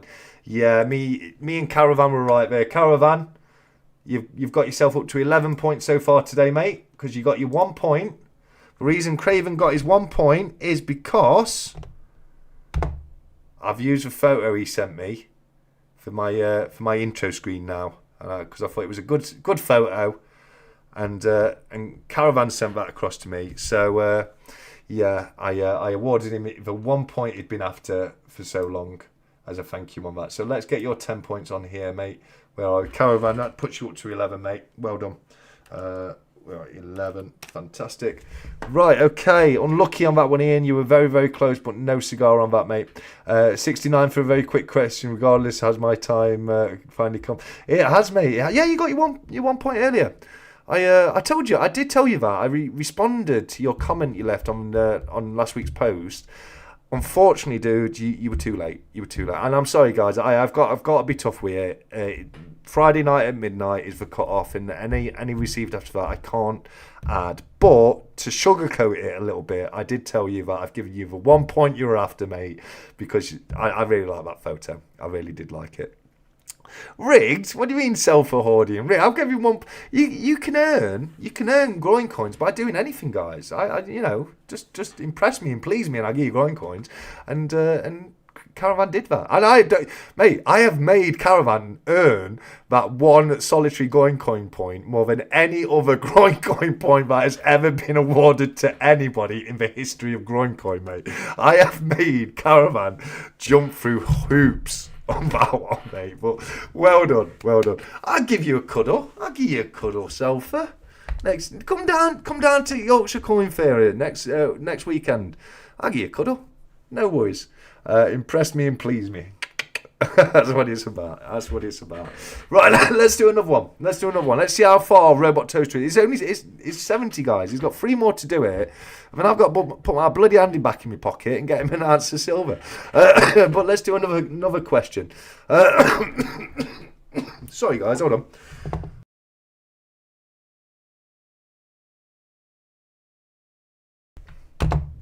And if you wondered what this is, I'm clicking down here. Ooh. Look who's got themselves a Stream Deck, guys. There you go. Check it out. Told you, I've been getting new hardware. Got a new camera. Got the... hold on. I got the DJI Pocket Osmo 3. I got my Stream Deck. Been blowing all my money, guys. All my money. Self-hoarding rig, mate. I agree, Jax. Yeah, well, you get out of here. Which button is the self-destruct button? That button says thank you. I know that much. This button tells you to lick the like button. That button tells you to go to Future Investments channel. That button tells you to check out Discord. And that button tells you to check me out every Monday on Whatnot at 6 PM for my weekly auctions, guys. Live every Monday. I've got a couple of beauties in this week's auction. I've got both 1887 double florins. I've got the Arabic one and the much scarcer Roman eye. I've also got, I believe it's an 1889, but that's going to be the final coin of the evening. It's going to be a £1 start, no pre-bids. I'm only going to list it when we get to the end of the auction. So come and join me Monday night, 6 PM over and Whatnot. Even if you're not buying anything, it's still a fun stream. You get to laugh at me making mistakes all night long, like the muppet I am. Let's have a look. Diaxis, the world's #1 producer. Yes, he is. Diaxis is fantastic, mate. Stream decks are cool. I got the Stream Deck XL. I went for the 15 key, mate. I considered the XL, but there's no need because you can use different pages. So I'm not limited to 15 buttons. I can put in as many buttons as I want. I just have to go onto a different page to do it. So they're fantastic things, mate. They're fantastic things. Diaxis, he used to, I don't know if he still does, but he did a lot of streaming back in the day. That's why he's so good at it, Diaxis. Can you go somewhere that doesn't have Wi-Fi? Just give me it now, mate, says Ian. Oh, I love it, Ian. Fantastic. What do you do with more than 15 buttons, lol? Well, I've currently got like 20. I've got 20 buttons at the moment. So you've got scene selections, so I can go through the different scenes just like this. There I am. Oh, that looks awful. I clip that down a little bit, eh? Bloody hell. Here we go. Oh no, I disappeared. New tech, guys, new tech. It's not my fault, it's new tech. There we go. There you go. Boom! Just like that. Boom! There it is. And then I can oh, I'm not, no. Let's get it ready. And then I can duck race you up. I can put you on a blank screen. Let's bring you back to that. Put futures back on. Or, if you fancied it, we can do a bit of testing. What's gone off there? What's gone off there, then? Why are you doing that?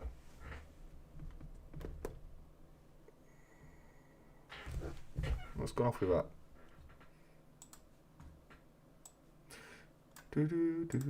Why has that done that? Why has that done that? I do not know. 1 second.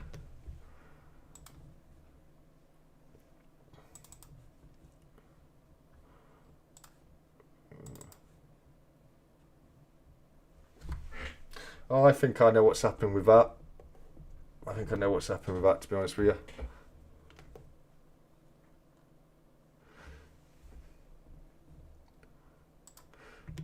Yeah, so unfortunately, where's Stacker Social gone? I'm in a mountainous cavern right now. How did I get here, guys? What's going off? Get me back to Discord. Here we go. Yes, each button can open a folder for 14 additional buttons, so even 15 button is pretty much unlimited. Absolutely, mate. Absolutely fantastic things, they really are. You just have to remember what they all do, I guess. Yeah, you put different little pictures on them to remind you.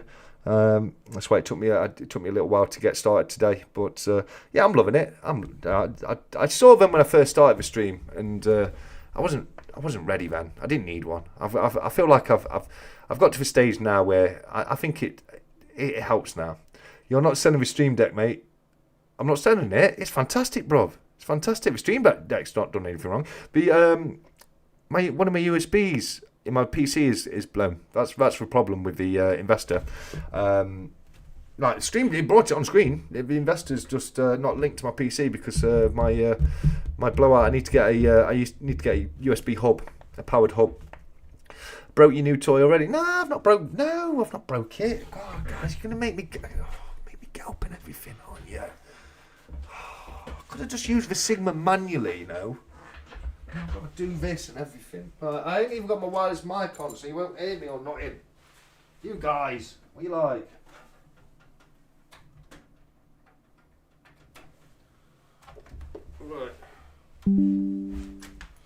Right, here we go. You lot. Yeah, it's come up. Power surge on USB port, so it probably won't work again. Hold on. Yeah, no, it's not. No, it's not the Sigma. It's not the investor. That's still working absolutely perfectly fine there. The problem is I've overloaded my USB ports, guys. So it's just not got enough power to run it. Sex Day runs away. Good. Get a hold of my dyslexia. Love it. Tech issues. Yeah, well, I need to get a hub. It happened today, so I bought a hub, and it'll be here for next week. So that won't be a problem, guys. Future, is he fell asleep on us or something? He's just gone. Just got out and gone. Here he is. What are you doing? Hey, get over it. Get over here. I'm here. Sorry, I muted my mic while you was chatting, and then I tried to unmute it, but my low battery wasn't letting me unmute it. Okay. You're all right for a bit longer though, or? Oh mate, I'm here. Yeah, I'm here. I mean, battery wise. Whenever you're ready. 42, Craig Caravan. 42. No, I mean battery wise, are you good? You got. I'm going to have to get my phone charger in a moment, but... Cool. No worries. I just, we'd rush into the chat questions if you didn't have much longer left. Did Dolly have braces in Moonraker? Yes, she bloody did. Future investments. Did Dolly have braces in Moonraker? Yes or no? I've never seen Moonraker. Go, right, okay, everyone, talk amongst yourselves. Future, go and watch Moonraker real quick. Come back. In fact, you have to watch it 20 years ago. Come back and we'll chat about it, yeah? Is it James Bond? It is James Bond, yeah. Just say yes. Just the correct answer is yes, mate. It's yes, yeah. Just say yes. Which Bond? Which Bond? Moonraker. Roger Moore? Oh, which Bond's the best? No. No. Sean Connery, my friend. Sean Connery. Oh. Yeah, Roger Moore, he was daft. He was cheesy, tacky. Get him out of here. He was a bit, wasn't he? You know what I mean? He was a bit. No, I was Sean Connery boy, through and through me. Right, can you ask these wonderful people a question to earn themselves 10 groin coins? It can be any question you like. It doesn't have to be related to anything whatsoever. Okay. Who was the 2021 Formula 1 world champion? Ooh, good question there. Is that 2021 you say? Yes, 2021. Let's see. We got any followers of F1 in the chat? Hamilton? It's not yes Hamilton. Or no, Hamilton? Not Hamilton. Sorry, the soundman's correct. I'd said Button. I'd said Jenson Button because he never won anything. Max, well done. Yeah. I just thought I just thought 𝗫 was maxing it up. I didn't even know that was a name right there. So yeah, there you go. Yeah, he's right, Max. What about one that's maybe a little bit coin and bullying related? Just a little bit. There you go. Look. There you go. Look at them look at them bloody braces. There-ish. Look, right there. Look, bloody. Here we see a lady with braces. Exhibit A. Exhibit A. There you go. Yeah, one that's like almost to do with coins and bullying. Well, I miss those jokers. Jokers, just in time, mate. You're only 3 questions away to get that top spot. That 3 ounce of bullying, mate. I think you should get an answer for that groin coin for that question, David Seaman. No, because not only is he not right, he hasn't even got the right sport. So no, David Seaman was a fantastic goalkeeper. Yes. Can we take a moment to plug the brand new book by the one and only 365 Days of Silver, Stacking Silver in the UK, Protecting Wealth in an Age of Inflation by 365 Days of Silver. Not only available for download, but now available in physical copy from Amazon. Link in Stackers Social, guys. Link in Stackers Social. And if you need that link to Stackers Social, there you go. Now, I think big moves by 365 on that one. Big moves. And I think he's doing fantastic. And Silver Punk, I think, got a bit of a one coming along. But that's for pourers. I think it's, to help poorer beginners. So perhaps not for one for me and you, the Silver Punk one. But if you are thinking of getting into pouring, Punk's got one as well. I find, in fact, if there's still any left, 365 did drop some free links in there as a little thank you in Stack Social. They may have gone now already, but do get it, guys. We all know and love 365. So yeah. Do check that out. And thanks for dropping that in, Silverpunk. I really do appreciate it. But we're now going to get a coiny question from Future. How do you like that, guys? Well, there's no right or wrong answer to this one. But what's better, a Britannia or a Sovereign? There's going to be a war. There is. No, you're wrong. You're absolutely wrong. There's one correct answer there. Which coin is better, Sovereign or quarter ounce Gold Britannia? You might not think. You might think it's subjective. You might think it's open to interpretation, but it is not. And Mr. Caravan, no, Luke got it right. I've said it. You're on my channel right now, brother, and I've said it before. Sovereigns are best. When we're on your channel, the answer can be quarter Brits, but while we're on my channel, it's Sovereigns. Nah. Future, you prefer a quarter Brit, don't you? But I do love a Sovereign, and it's going coins in my game, and I get to pick the rules. It's my ball, and I'm taking it home. Coiny question from me. All right. I'm going to give 30 points away here.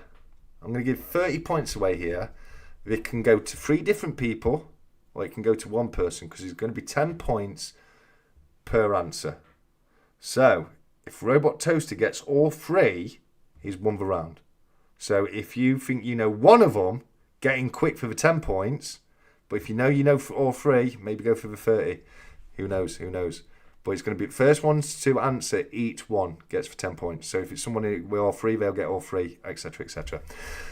There were 3 coins that survived demonetization in 1971. It was 3 coins, and those coins remain legal tender to this day and can be spent in the settlement of debt. What are those 3 coins? I want all 3 of them. Let's have a look.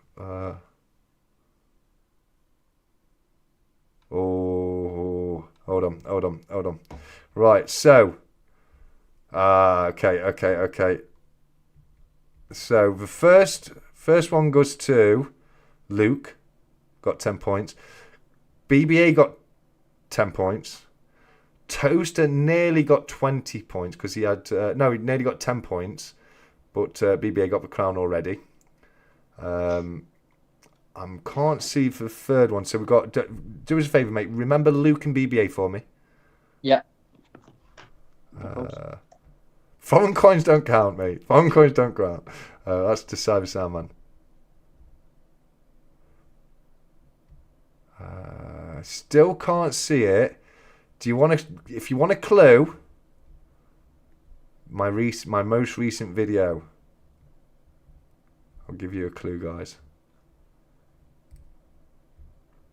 There you go, Luke. Double florin. So Luke got 20 and BBA got 10. BBA and Luke. Wait, Luke's definitely on there. Oh, Luke, you're up to 60, mate. You're up to 60, buddy. You're closing that gap. BBA. Are you not on there, BBA? Can't see yet. I'll add them up together if need be. So, yes, in 1971, 3 coins survived demonetization. One was a sovereign, which remains legal tender to the value of £1 to this day. The crown remains legal tender to the value of 25 pence to this day. And the double florin remains legal tender to the value of 20 pence today because they forgot about it. They forgot about the double florin because it was only made for 4 years. And then they stopped making it, and then they demonetised all the currency, and they forgot the double florin and left it in circular, left it as legal tender. But well done, guys. Well done. You've got it all together. Florin, crown, and sovereign. Still not right, Ian. Still not right. It's for double florin, not the single florin. Although a couple of coins were still allowed to be spent up until the 90s. You could spend a florin as a 10 pence piece, and you could spend a shilling as a 5 pence piece up until the 90s. But yeah, no, those denominations ceased to exist as of 71.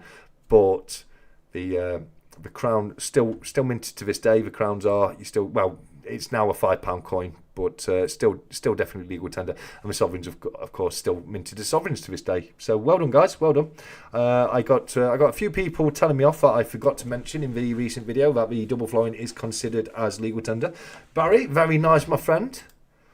Future, you're a guy for your cars. What do you reckon? What do you reckon to that bad boy there in Stack Chat Interact? What is that? A Lamborghini? That's a Lotus. I think, yeah, it's a Lotus Esprit, isn't it? Lotus, yeah. It's not bad. Lotus it's Esprit. Not my type.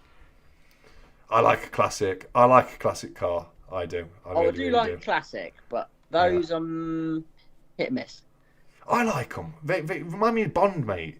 And you've got got one in front of you. You've got one right there. You say you don't like them. Why you got one on your coin in front of you, then? Go on, explain yourself. Explain yourself, I'll be honest. The Royal Mint actually sent me that as a gift. Weirdly. Is that two now you've had off them?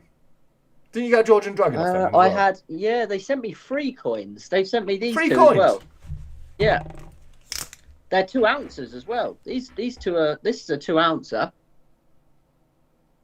Royal Mint, every single week, I'm here on your website showing your bloody coins to all these wonderful, fantastic people.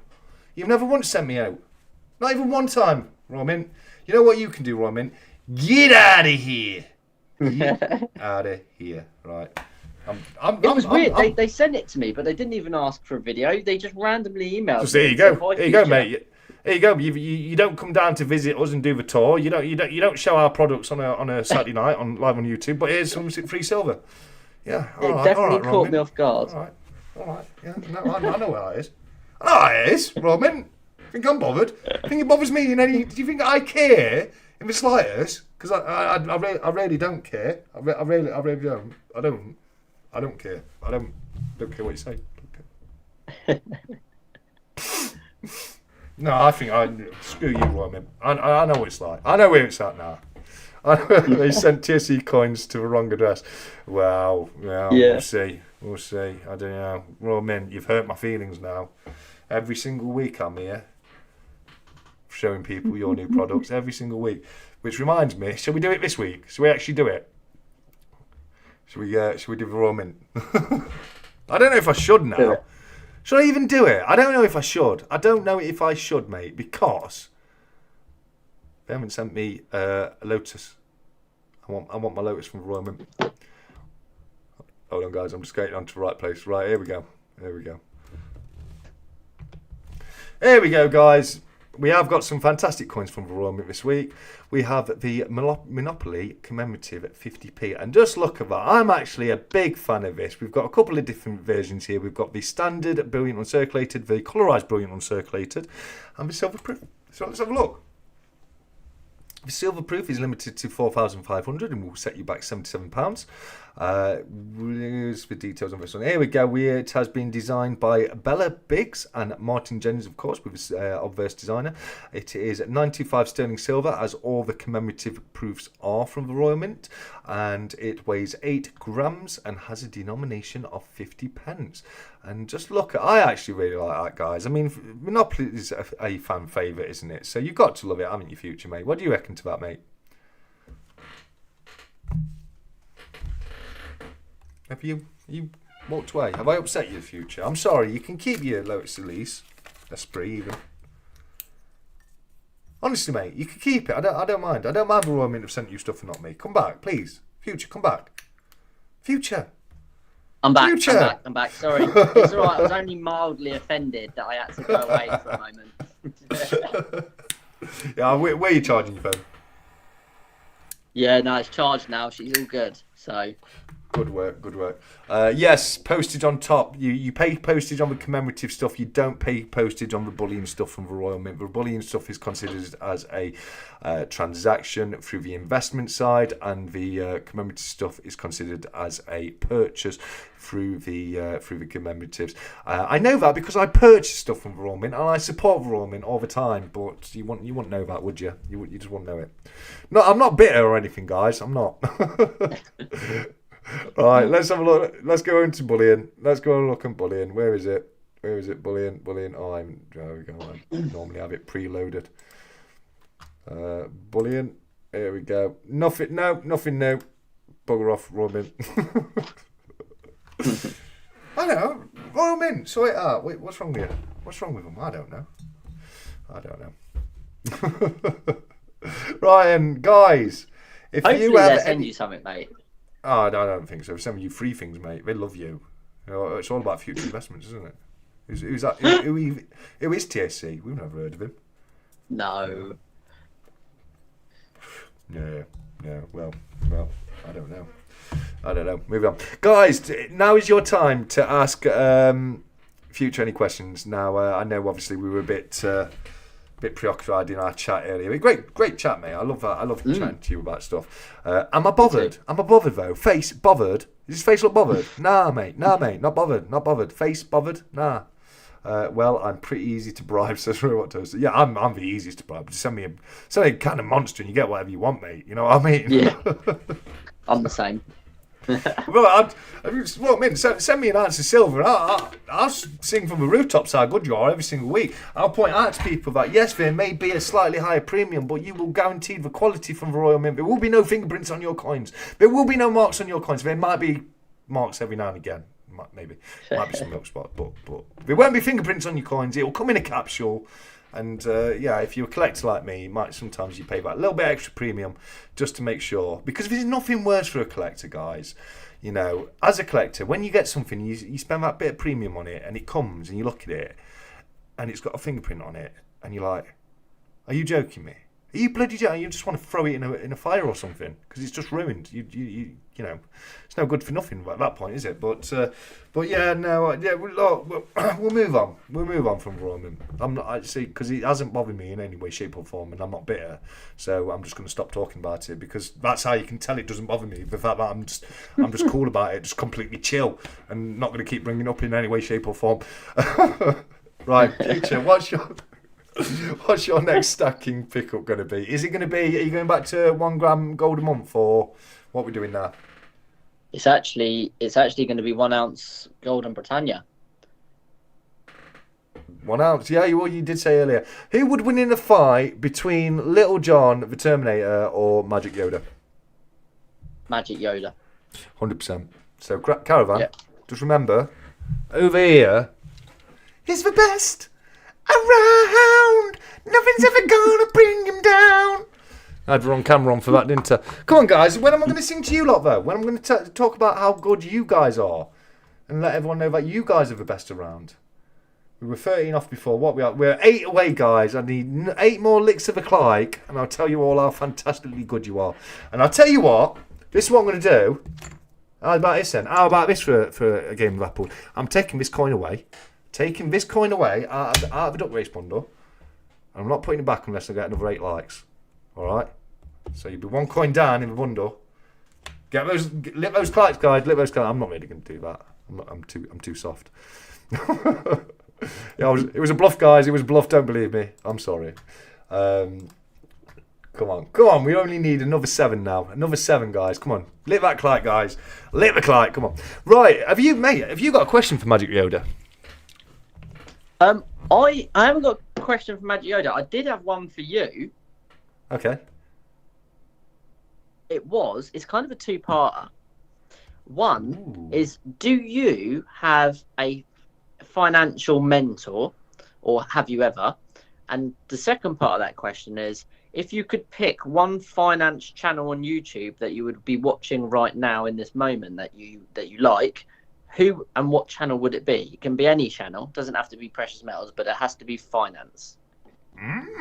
Very interesting. Finance related was a channel called, I think she's changed, she rebranded. She was called 𝗵𝗵𝗿𝗃 or something like that. Okay. Yeah, you can see why she rebranded it. Scottish lady. She used to work the grind and then walked away from it. Went down the journey herself. So as a channel, that's who I used to watch. I don't watch any anymore. One thing I noticed about the financial channels is they all kind of said the same thing. You know, there was a lot of regurgitation. They were going to the greats like the Warren Buffetts and all that, and then saying what the kind of stuff he says. You know, you kind of timing your market beats timing the market. You know, there's no, sounds like my channel. Yeah. I mean, look. At the end of the day, that's one I used to watch. Now, you have a fantastic channel, and I love it. I think the thing about you, mate, is the proof's in the pudding. And I know you as a person, and I know that you are truly making these goals that you're talking about on your channel. And for all you know, with these financial channels, they may be destitute. You know what I mean? Yeah. You're taking this financial advice off them, but for all you know, they've got 100 grand in debt, and they're about to go under. Because the information is normally, but even if that's the case, the information is normally pretty good anyway, because there's a lot of crossover and that kind of thing. I probably should have said future investments. But No. Stop singing. No, I will never stop. I'm never going to give it up. Never going to make me stop. I'm going to keep singing every Saturday. It's that monster. That monster's kicked in. There's not enough monster. That's what that is. So, I mean, yours is a great channel, mate. I don't really do investment channels anymore. I don't do investment books. I think, to be honest with you, if you're completely new to it, yes, watch them, because the information they give is very helpful. I rickrolled you all right there. You all got rickrolled. I think if you're new to it, fantastic. There's information to learn there, but I think there's a limit on the amount of information you're going to learn from those kind of channels. And I think at a point, it's not about watching them anymore. It's about walking away and doing your own thing and walking your own path. Yes. I think that's absolutely true. But one of the things I love about your channel is, there's more personal element to that, where you talk more about your journey and you talk about the things you're doing, and there's an entertainment value to it as well. So even if I was watching your video and it was a subject I already knew, I'd still enjoy watching it, if you know what I meant. So I think you've got a fantastic channel out there, mate. When it comes to coin collecting channels, who's your favourite, and who would you be watching right now if you weren't sat here with me?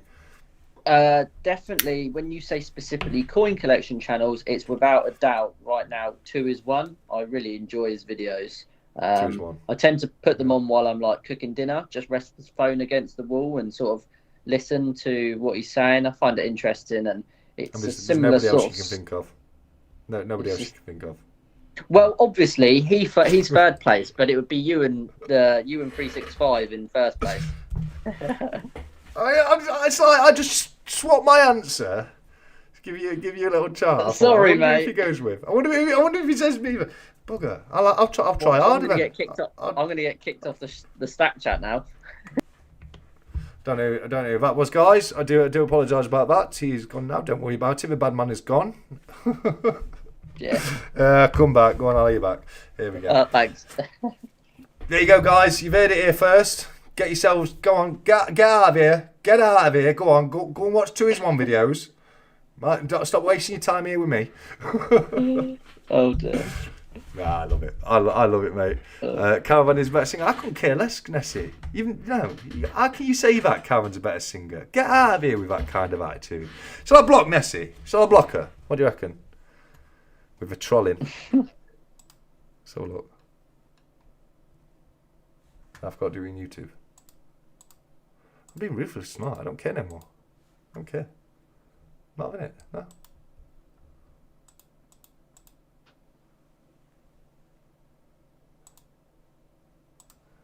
There you go. There you go, Nessie. There you go. There you go. Yeah. Don't worry, Nessie. It's only a 1 minute timeout. It's a 1 minute timeout. You will be back. You will be back. I'm not that cruel, guys. I'm not that cruel.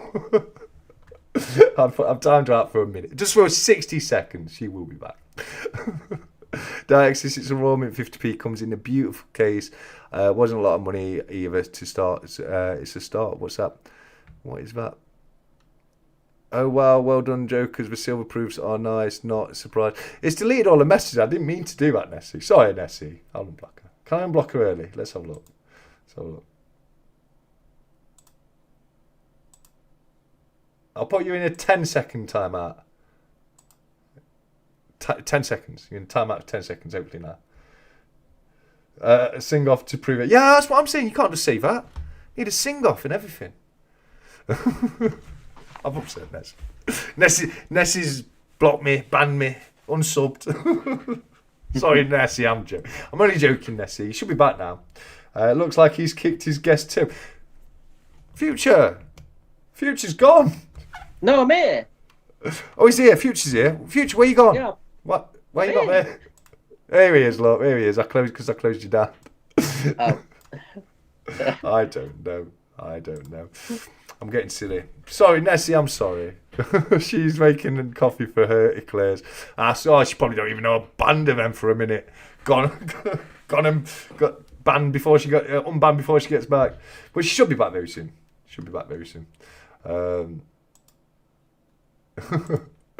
Can I undo that so you can see her messages? No, I can't, unfortunately. No, I feel so bad now. So bad. I don't know what am I like. Right then, mate. He went to the future. Savage Stag, he went to the future. Okay, yeah. So, you any more questions for me, mate? Yeah, the first one as well. Have you ever had a financial mentor or a mentor for lifestyle or particularly finance? Maybe, yeah, on building goals. Have you ever had one, or are you completely self-taught and self? Well, I would always go to you, mate. I would always go to you and your channel for that kind of thing, because I think when it comes to that kind of thing, your future investments is the best, and I would always big you up like that, mate. Thanks, mate. No, I don't know. Financial mentor, Warren Buffett, maybe. Peter Lynch, Charlie Munger. They're the big three for me, really. You know, tried, tested, biggest names in the game, really. You know what I mean? Yeah. So probably go with them, realistically. You know what I mean? Okay. Nice. But yeah, what was? Did you say you had another one as well? That was 2 of 2. If what you asked me earlier, what if I was buying gold right now, what I would buy? What would you buy out of interest? What would you be buying if you were buying right now, but gold? Gold. Sovereigns and 1 gram bars. Sovereigns and 1 gram bars. That's what I've got. So that nice. How is your 1 gram gold bar stack doing? All right, mate. There's some nice ones in there. Some nice ones. It's not. Yeah. I've got so I've got the Oxford Mint Unite bar. That's super. You can't get that. You just can't get that. And I've got bar number 25 on that, which was I got very, very lucky on that one. I've got the Germania Mint Year of a Snake Bar. That one was very, very nice. I've got a Backyard Bullion 1 gram hammered bar. I've got the Mulan bar. And I try and make every single bar different. So I'll instead of buying like a load of the Tavex ones, which are still to this day one of the cheapest 1 gram bars you can get on the market at retail, I'd rather pay a little bit extra and just have loads of different kind of designs and styles. Not the Victoria Gold Florin Ventiacy. Victoria Gold Florin? What do you mean Victoria Gold Florin? Do you mean I don't own a Victorian Gold Florin? Are you talking about the pattern? Gold pattern, but I don't know what you mean there, Richie, mate. But so I've got what, 7 sovs, something like that now, and about 5 1 gram gold bars, and then I've got gold jewellery. I've got gold tie pin, gold rings. I've got 5 gold rings. Look at that, Nessie. Voice of a freaking angel here, Doc. Caravan's better at singing than me. Let's hear him rock out 𝗵𝗶𝗃𝗃 on a Saturday night, eh? See how good he is. That Britannia Secure 1 gram gold bar is a beauty. Oh, there you go, mate. There you go. No, I don't know what it means by the Victoria Gold Florin. Sorry, Ian, mate. You've lost me there a little bit. Silver wise, I've gone back to my deep pre-decimal. Okay. I pick up, the stuff for my collection. I sell a lot of pre-decimal now. I mean, I do the auctions on Monday night now, don't you? Yeah. And that's not something we've ever really spoke about, though, is it? You know what I mean? So I sell a lot of pre-decimal there, but I obviously have my own personal collection where I've got one of each year. I just do date runs. I don't keep multiples. If it's a multiple, it'd be like a variant. Like I've got the Roman numeral I and the Arabic one for the double florins, etc., etc. Caravan singing 𝗵𝗶𝗃𝗃. Now that would be a great. Exactly. Yeah. You don't see him doing it, do you guys? You don't see it happening. That's what I'm just pointing out. How much would the community love to see Caravan sing 𝗵𝗶𝗃𝗃 on his live chat every Sunday? But he's not doing it, guys. He's not doing it. And why? All we can do at this point is ask questions. Why is Caravan not singing 𝗵𝗶𝗃𝗃 to you? Does he not love you? Does he not care? I think that might be the answer. Caravan's a great guys. If you didn't know, we're talking about Stacking with Craven, who has his own fantastic live stream every Sunday over on Stackers Social. TSC sings a song of my choice. If you swear to God you're going to sing 𝗵𝗶𝗃𝗃 tomorrow night, I'll sing a song of your choice, mate. But you have to sing 𝗵𝗶𝗃𝗃 on your live chat tomorrow, because he said I'll sing 𝗵𝗶𝗃𝗃. TSC sings a song of my choice. I'll do it. Name the song, mate. Name the song. But you are being held to it, Caravan. All right. Everyone here will hold you to it. Sigma boy. I'm a Sigma boy.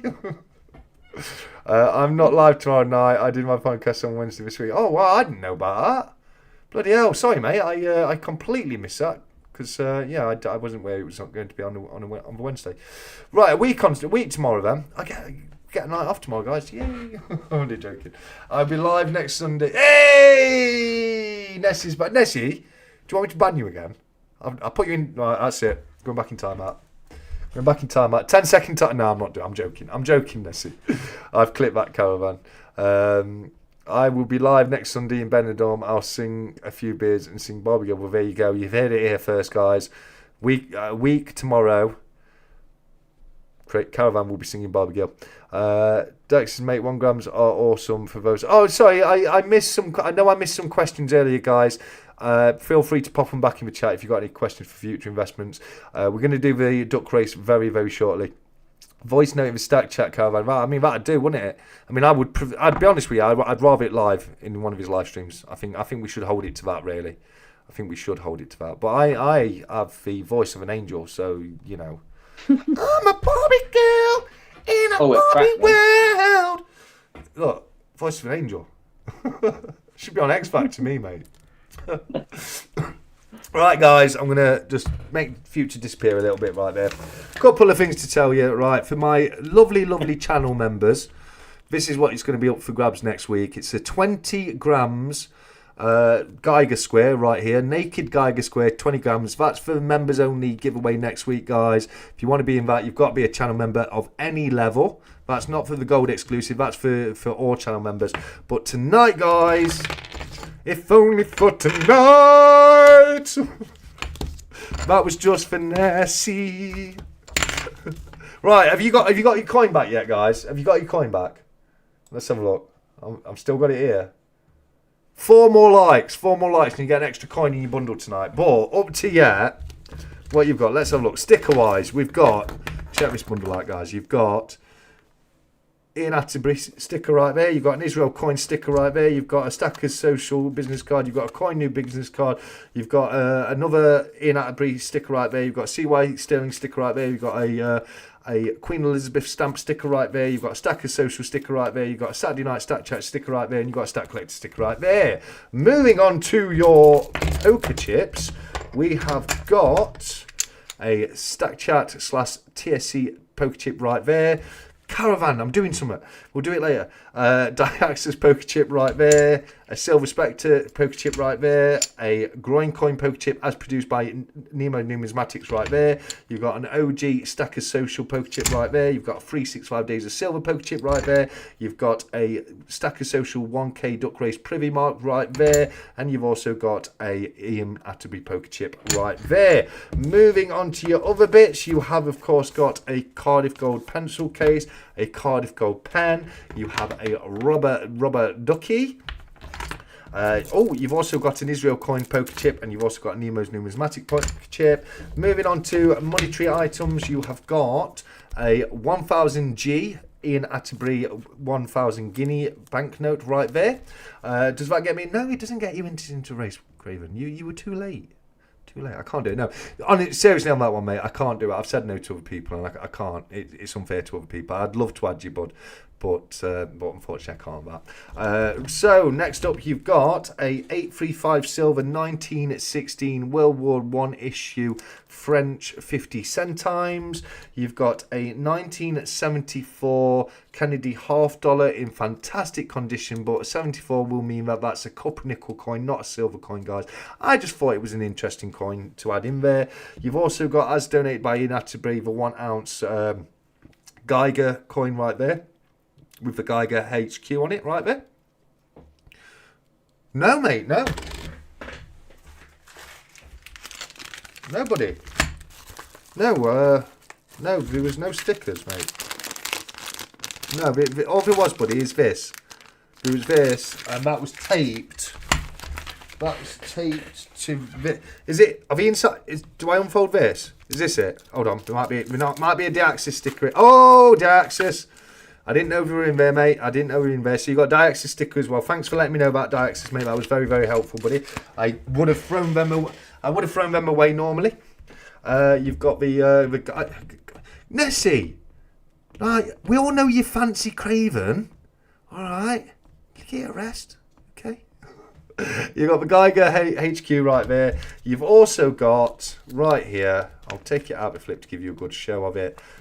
A very fine condition, extremely fine condition, 1939, 500 silver, half crown right there, in absolutely wonderful, wonderful condition.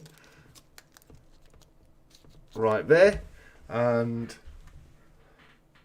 let me have a look. And if we can get another 3 likes, you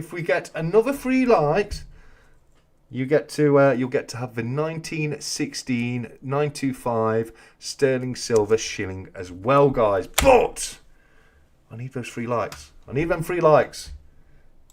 I'm sticking to it. It's only 3, guys. 2 more likes. 2 more likes gets you a 925 sterling silver shilling. Come on, guys, we can do it. We just need another 2. Who's out there? I tell you what, I can give you one of them. I'll give you one of them because I'll go on to my other account and I will. Where is it? That's going to shut my camera off very quickly. But if I go into my other account.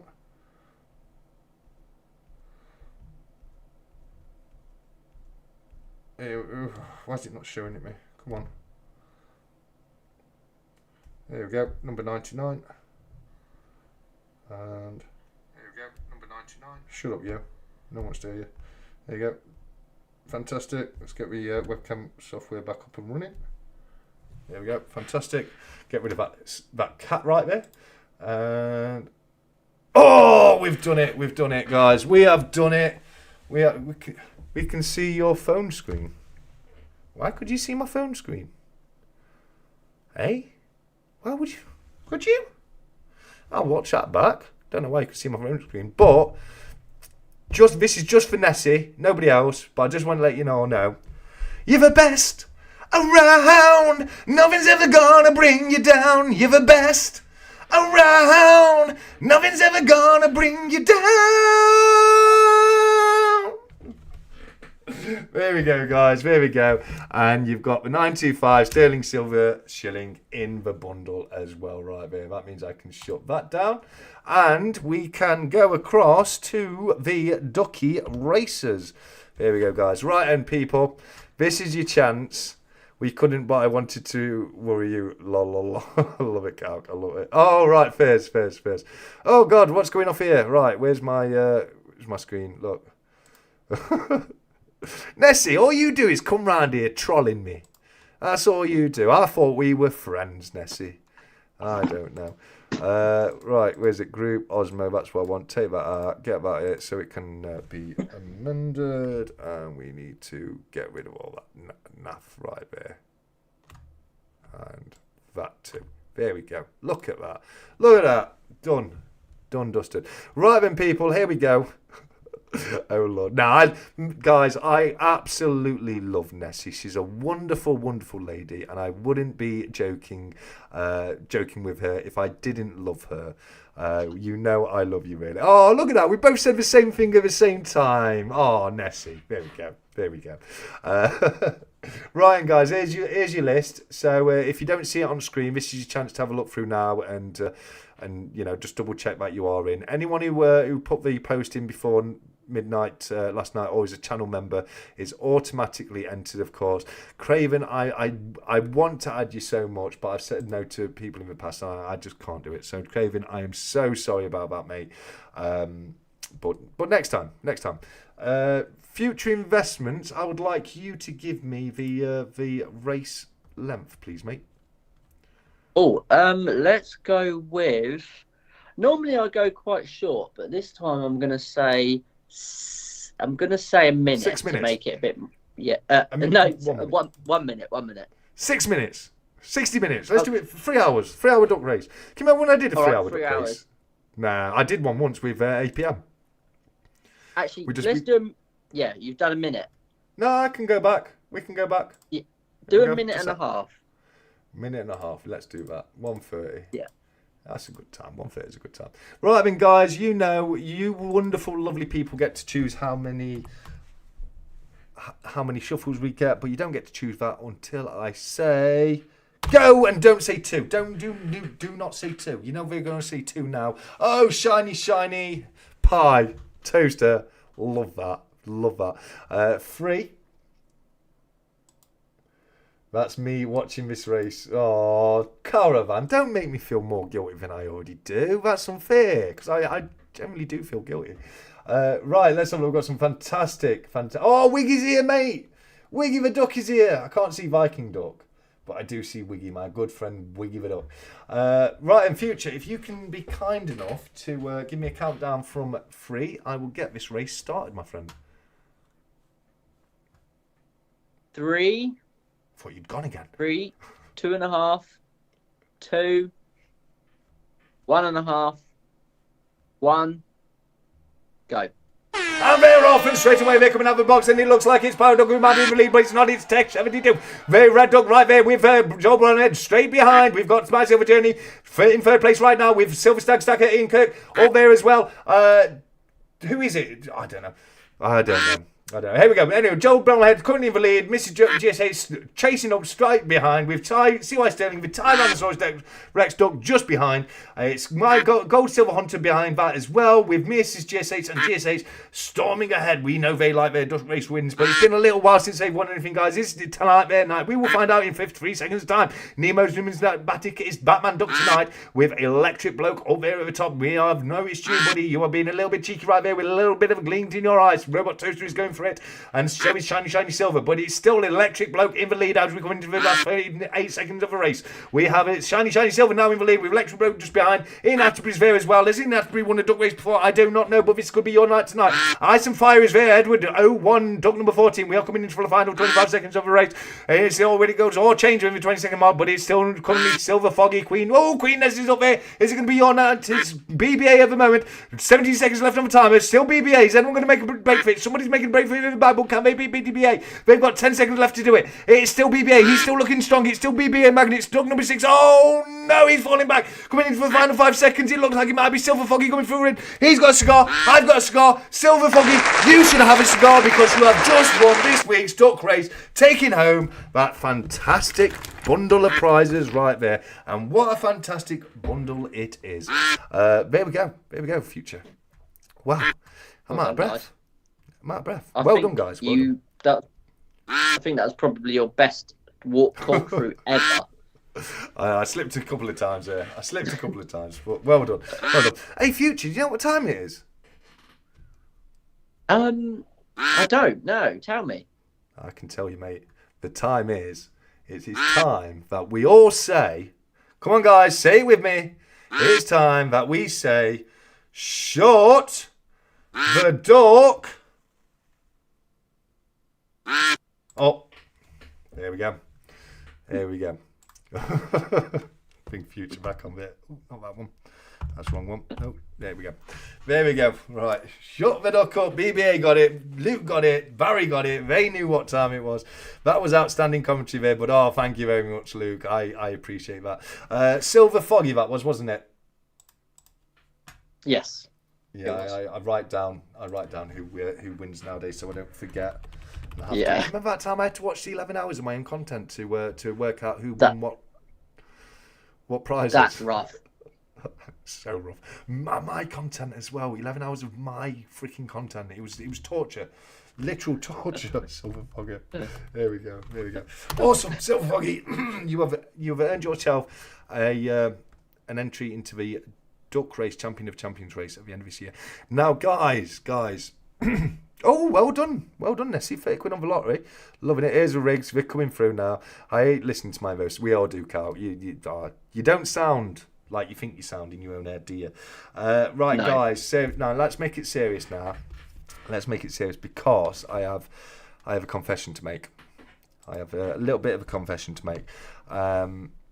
Next week is going to be the 100th Stack Chat, and guys, seriously, wow, for sure, wow.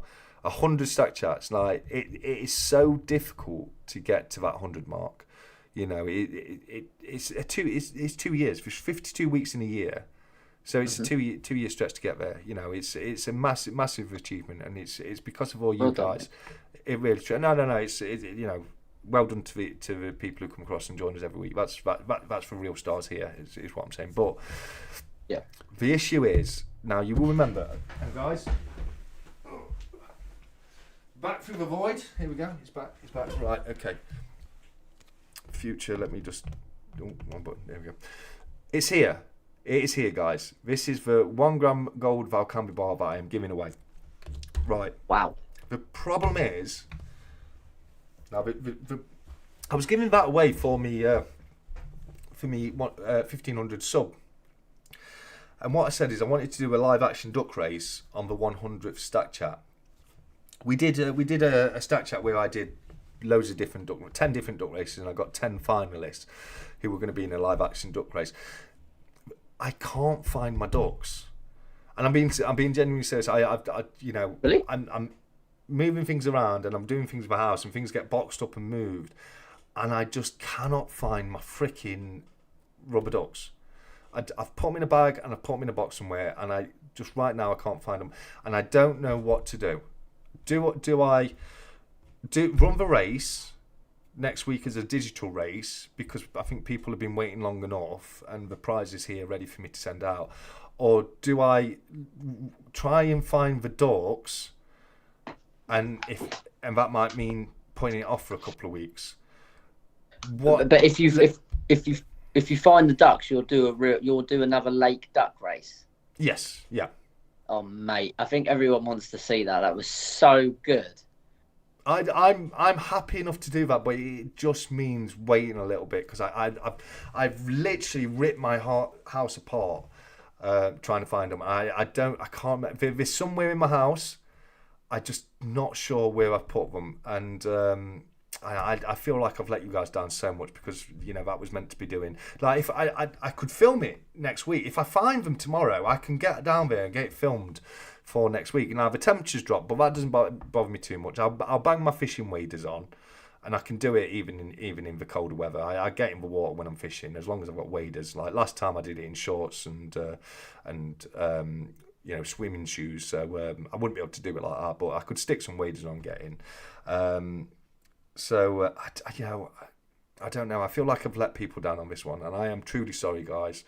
But I've been looking for them, and it's.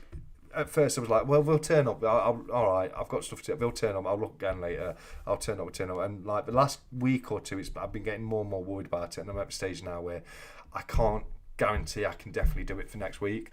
And I just wanted to do it so much for that 100th Stack Chat episode.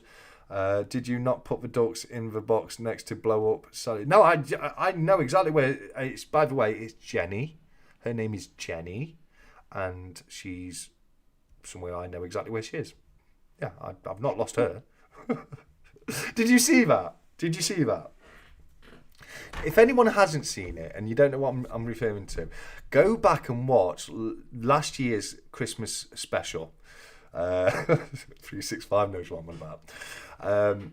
Addicted to Precious Metals, he sent me a present to unwrap on the live chat, because I love having APM back on, and I hope to God APM's going to join me again this year, because that's a Christmas tradition now, that APM joins me for the Christmas special, and we just have a night of silliness and fun.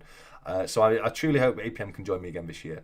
We'll have other people come on and join us, of course, in the future. If you want to pop on, that'd be fantastic. Absolutely. But yeah, what APM did, he sent me a present, and it was like a pass for parcel. So I had to take one off, and then there was like a little prize in there, and it would come with a card that had a challenge on it. And one of the challenges was I had to eat an edible condom. He sent me a snowman themed mankini. Another one of the challenges was that I had to take a photo of me wearing it. Now, I bribed my way out of that. I sent him a Stack Collector channel round. So I bribed my way. Have you got a channel round, by the way, bruv? Did I send you that too? I haven't. I've got no. I haven't. I've got a poker chip amongst many. The only channel round I've got is two. One is from CPM, Creative Precious Metals, and it's very, very cool. And one is from Cobra Stacker. I've got some more coming. I'll send one to you. I'll send one out to you when my next batch runs. I don't know when they'll get here, guys. They're going to be. I've got that. There you go. Love it. Oh, you've got that. You've got TSC bar, haven't you? You know, they're super low mintage. They are now. Stopped doing them a while back, mate. Oh, really? Stop doing them? Yeah. No, I just do coins now. It's easier. You know what I mean? Like, So this week, silver coin wise.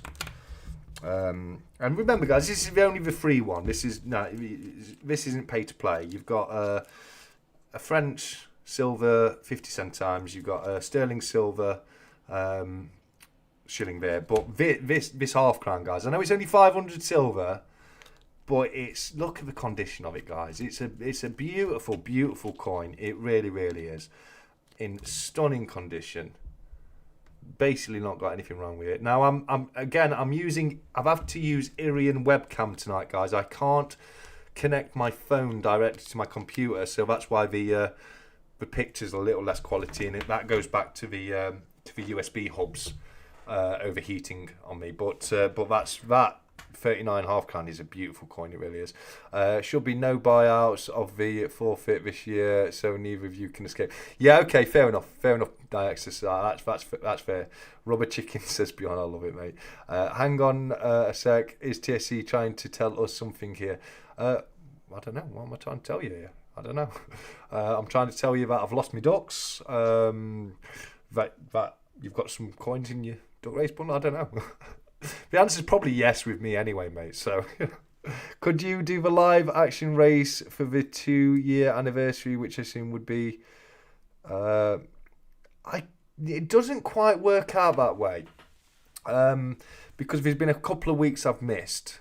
You know what I mean? So I could try to, definitely try to, and you know what? End of the day, I could buy some more ducks before then. So I could do that. So, okay, guys, what we're going to do, and I apologise about this, but your prize is here, guys, and it's not going nowhere, I promise you that. So what we're going to do next week, for the 100th Stack Chat, we've got a special prize as well. Stackers Social has sponsored the main prize on next week's giveaway. And when I say Stackers Social, I mean Stackers Social, guys. Now, I know I'm a co-founder in Stackers Social, and sometimes we'll do the cheeky little tongue-in-cheek thing where I'll chuck something in and I'll say Stackers Social. I have not paid for this. Stackers Social has paid for the piece that I'm going to be giving away next week. So thank you so much to the guys down at Stackers Social for doing that. They did not have to do that. It was wonderfully kind of them. That piece you're going to have to enter through Stackers Social. There'll be a normal duck race with the similar kind of bundle to tonight. I'll fetch you some silver coins out. We'll do that, and that's free to enter. By the way, your phrase for next week is future. So the post is already up there, guys. Just go and put future and you'll be in for next week. So you're going to have a special giveaway next week for the 1,000 anyway. I'm pretty sure I told you. But these are fantastic pieces. They really are. Stackers Social, such wonderful people, because we've sent across a pit bullying produced Stackers Social round. And look at that future. How gorgeous is that? You've got that is banging. Yeah, it's literally. I like the mirrored finish. I really do like that. Oh, it's gorgeous. It's gorgeous. It's not quite a troy ounce. It's just under a troy ounce. I think the planchettes start off as a troy ounce, and then the laser engraving removes a tiny amount of the metal, and it comes out just under a troy ounce. So they're not quite troy ounce, but there or thereabouts. They're beautiful pieces. I wonder how that affects the selling value of it. Not really. I mean, these were quite premium because we come across from America, so there's a bit of postage and shipping to pay. But when you look at stuff like this, the premium on it being a nice piece will outweigh literally, a couple of grams. I think I'll tell you for sure because I've got a CLA here.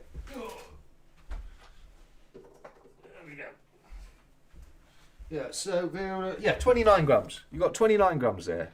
So that's what you're going to be getting, one of the pit bulling ones, and that was by Stackers Social. So we'll be running. You'll have to enter that one through Stackers Social. I've not decided that yet. But we'll do the normal duck race as well. So do make sure you enter that. But next week we'll be doing the normal duck race. We'll be doing the Stackers Social round. I'll also be doing the 20-gram Geiger for the channel members as well.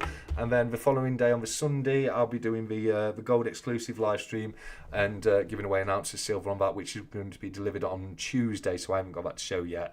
To my wonderful, amazing, fantastic gold members, you guys are the best people on the planet.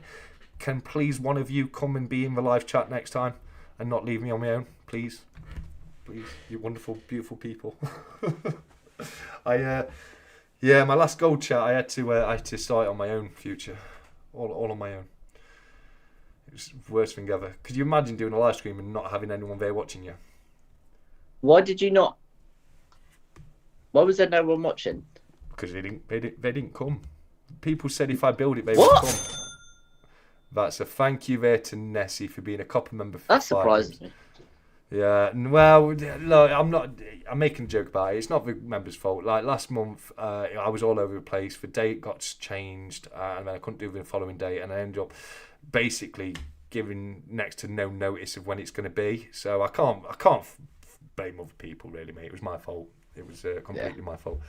Make it public and arbitrary. I can't, because that defeats the object of having an exclusive live stream purely for my gold member. I've got to give them some value for money, mate. You know, it's my channel. You know, what are you getting for it? You know what I mean? You look at that wrong way. You got paid to do it live and basically got the night off. I didn't get the night off, Luke. I still had to do the live stream.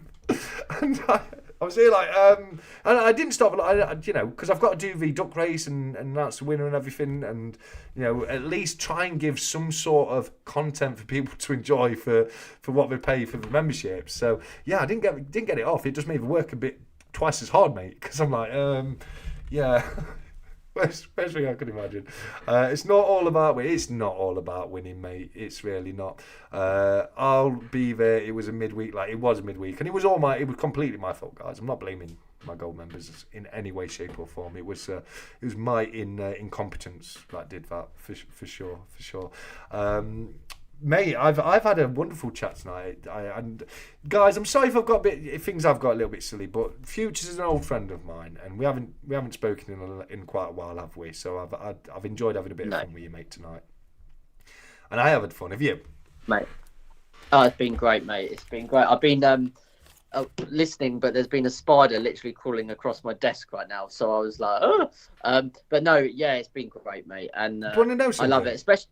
Sorry? Do you want to know a story? Go on. So I was doing an interview for somebody not too long ago. I can't say who it was, but I was getting paid to do an interview for somebody, and it was a very new experience. It was done on the internet, so it was live. It was camera job. You know what I mean? I'd turn my microphone and camera on to do this interview, and I'm there doing this interview, and I'm sat here trying to look all professional and put my proper voice on and all that, and I'm talking, and I see this little thing just fall past me like that. Look at how much lag. Look at that lag, guys. If you look at my left camera, look at how much lag I'm dealing with here.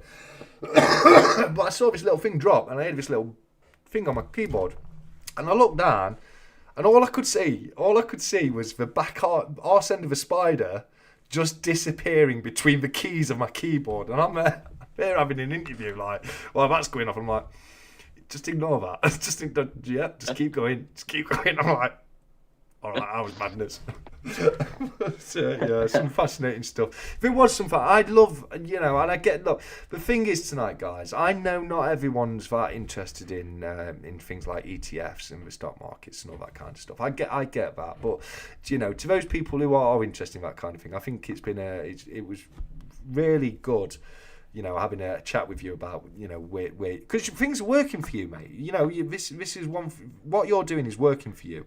You know what I mean? And I think when things are going good like that, it's great to share it and you know, give that advice to people. I said in a comment to you the other day, didn't I? You should always take it. If anyone ever offers you advice, you should always take it, as in you should always listen to it, whether or not you act upon it. That's up to you. You don't have to act on all the advice you get, but listen to it. Even if you walk away thinking, "No, I was a load of rubbish," fair enough. But you know, if you never know what you're gonna like, you know what I mean. You could bounce back good advice by not listening to it. You know what I mean. So absolutely. Yeah, I think you've given some great advice there. I'm going to throw some loves into this stat chat into like the whole system is rigged. Yes, it is. Caravan, I'm sorry, mate. We'll make it up. Oh, let's listen to Caravan. Let's listen to Caravan sing. Whether or not you'll be able to hear it, Future, I don't know. Should be able to, maybe. Let's see. Hold on. I'm a Barbie girl in a Barbie world, watching Stack Chat. TSC, do you like that? I like that. I like the lyrics. Lyrics are good, but obviously the real song goes like this. Come on, Barbie, let's go party. I'm a blonde bimbo girl in a fantasy world. Touch me here, kiss me there, hanky-panky. You're my doll, rock and roll. You're my glamour and fame. Touch me here, touch me there, hanky-panky. I can touch, I can stay. If you say I do, can't remember words, but then it goes, I'm a Barbie girl in a Barbie world. Life in plastic is fantastic. Well done, mate. It's worrying out. How do you not know the words? How do you all not know the Barbie Girl song word for word? I'm ghosting Nessie. No, Nessie, don't. Nessie, don't. Nessie, I'm sorry. I'm sorry, Nessie. I'll stop now. I promise. I'll stop. You started it. You started it by saying Caravan's a better singer than me. I'm an awful singer. And if everyone's a better singer than me, just because I'm bad at it, don't we? Whoa, whoa, no, no, whoa, whoa. I don't have words. Oh, there we go. Thank you, thank you, 365. You're such a guy, such a guy. I'll be having more animations like that. I ain't decided what I'm gonna have yet. Give me some suggestions, guys. I think I'll give the coin show a miss next week after that. Right? If you don't come and have a coffee with me, I'm gonna sing. I'm just gonna send you voice notes of me singing 10 times a day, every day for the next 10 years. So it's up to you, mate. It's up to you. Board in your court, buddy. Sir Alfred, mate. What's that? That's gone over my head. Quick, where's the mute button? It's right here in front of me, my friend. The worst. Oh my God, the views are dropped. Oh well. Nah, guys, I'm sorry. We're having fun. We're having fun, guys. We're having a good time. I'm having a laugh. You know, sometimes we get all serious. Not today. Not today, though. So, mate, is there anything you want to discuss or ask me before we look to end it? Because I know you're tired today, aren't you? Look at that fun, Baron. Yeah, I mean, I had a busy day working on one of the customers' cars. But no, it's been great, mate. I really enjoyed the beginning of this live where we get to talk about finance. I know it's like you say, it's not everyone's thing, but I love it. That's my thing. So yeah, I love that. I really get go headfirst into those conversations. I love it. It's been great, mate. And thanks for having me on the Stack Chat. It's been so good to be back. No, it really has, buddy. Next week, I'm proud to announce I'm going to be joined by the fantastic Benson Coins. So although this week has been a little bit more about stock markets and shares, etc., next week is going to be all about the commemoratives, because as we know, Benson Coins is a huge fan of commemorative coins. He's got an incredible collection of 50p's and other commemorative pieces. So I'm really looking forward to having him on the chat. It's going to be a first time for Benson. He's never been on the channel before, so it's going to be a first time for him to come on, and I'm super excited about that. And I'm just looking at my... Yes, it is Benson. Just making sure. So the 100th Stack Chat, we're going to be joined by Benson Coins. It's going to be a lot of fun. We're going to give away loads of items. I'll make my giveaway more special next week as well, guys. So you'll have a little bit more special in the normal Duck Race bundle. You'll have the Stackers Social round. You'll have the 20-gram Geiger being given away as well, and who knows what else. But we'll try and have a little bit more of a laugh than we normally do. Let's have a look. I'm bringing earplugs if I get it right, says Bjorn. Don't you worry about that, mate. You know, you'll be all right. Be nice to hear Future singing. Oh yeah, Future, come on, give us a couple of tones, mate. Give us a couple of lines. Of what? I want you to sing Bittersweet Symphony. I'm thankful that I don't know that. Dude, that's an anthem. Maybe if I heard it, I'd know it. Bittersweet Symphony, that's life. Trying to make ends meet. I'm a slave to money, then you die. Hey, Noobster, how you doing, buddy? You've got to know that song. Great effort, though. Oh, no, I can't sing that one. For sure not. Right, I want to say you sing. What song do you know, Future? What songs do you know? Please stop. Get out of here. I'm never going to stop. No, guys, when people tell you to stop, when the haters come along and they tell you to please stop, just don't stop. Keep going. Be you. Be the person you were born to be. Love you, noob. Look how much people are loving it. Like Nessie's putting fantastic. That woman is so pleased with my singing. She's like, wow, this is amazing. And then Coin Noob's telling me to stop talking between my singing and all that kind of stuff. So Yeah. I'm joking. Go on, what song do you know? What can we get out of you? Mine's very varied, but I love a bit of George Michael, Careless Whisper. Go on, give us a bit of Careless Whisper. I'm too embarrassed. No, do it. Go on. How embarrassed do you think I get? I can't do it. But you show me. I don't even know if I know Careless Whisper to sing it like really? that. Yeah. Oh. Hold on. Yeah, I think if it came on, you'd know it. Yeah, no, it's one of those where, you know, hold on, you're not on screen, mate. There we go. Yeah, let me, close that one down. Oh, I don't know. Let me get this one out. Yeah, so Royal Mint's done a new coin, but nobody buy it.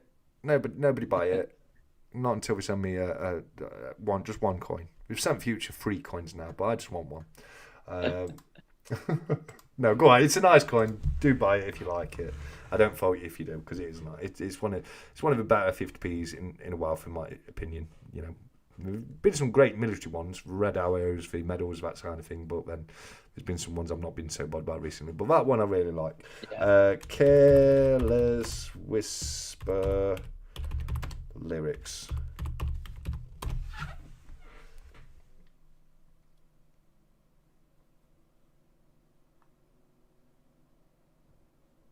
I can't think of a tune, mate. I can't do it. I failed you. Oh, really?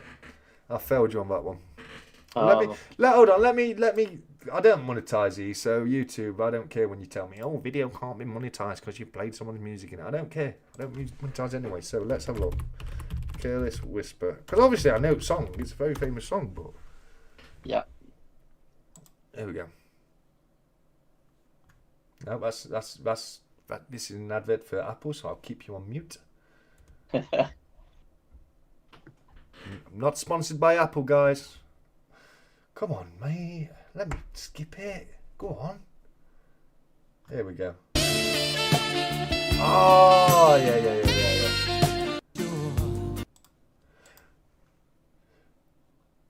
I'm never gonna dance again.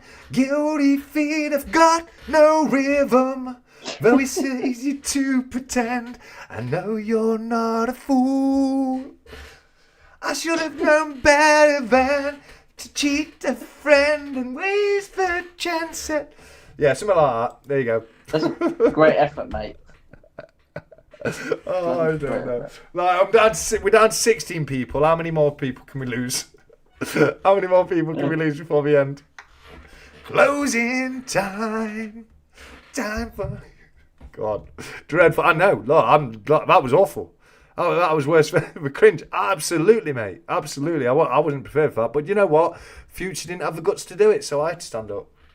No, it's fair. Who feels better about themselves? Eh? You know? Yeah, closing time. That's how I used to sing that at the pub to get people out. Closing time. Turn all of the lights off over every boy. Oh, we've gained 2. I'll stop singing again. 𝗫𝗏. Well, you say 𝗫𝗏, and I say 𝗵𝗏. So there's only one way to resolve that. Let's fight! Go on, who remembers that from Harry? What was his name? Harry Hill, wasn't it? Oh yes. It's a karaoke night tonight, mate. Absolutely karaoke night tonight. That was not a great... The effort was good. The result was goddamn awful, calc. But the effort, I promise you, that was me actually putting effort in. That's how bad I am, mate. That is just how... Fight! 𝗵𝗶𝗍 got it. You know that's going to be stuck in his head now, TSC. We'll be singing in Chopping Trees Down tomorrow. Never gonna give you up. It's only been got no rhythm. That's me chopping a tree with an axe, by the way. Uncle Scottish Bullying Collector went for a trip out to get a closer look at the local kangaroos. Ah, look at that. It's so cute. Little guy. I've got to shoot. I'm not surprised, 𝗕𝗂𝗺𝗵𝗏. It's my fault. Got to be up in a couple of hours. Got to singing his incredible lost feature. No, yeah, we're going to be ending it soon now, mate. Anyway, it's 10 to 10 anyway. What's the actor said? SBC. Yeah, that's fantastic. That is fantastic. Have you ever seen that video of the kangaroo that gets stuck on the fence? I haven't. I've seen the video of the man punching the kangaroo. He was well within his rights. Well within his rights. Yeah, I agree. Kangaroo comes after my dog. You're getting a left hand or right, mate. I don't care. He got a lot of backlash for that, but no, I'm with him.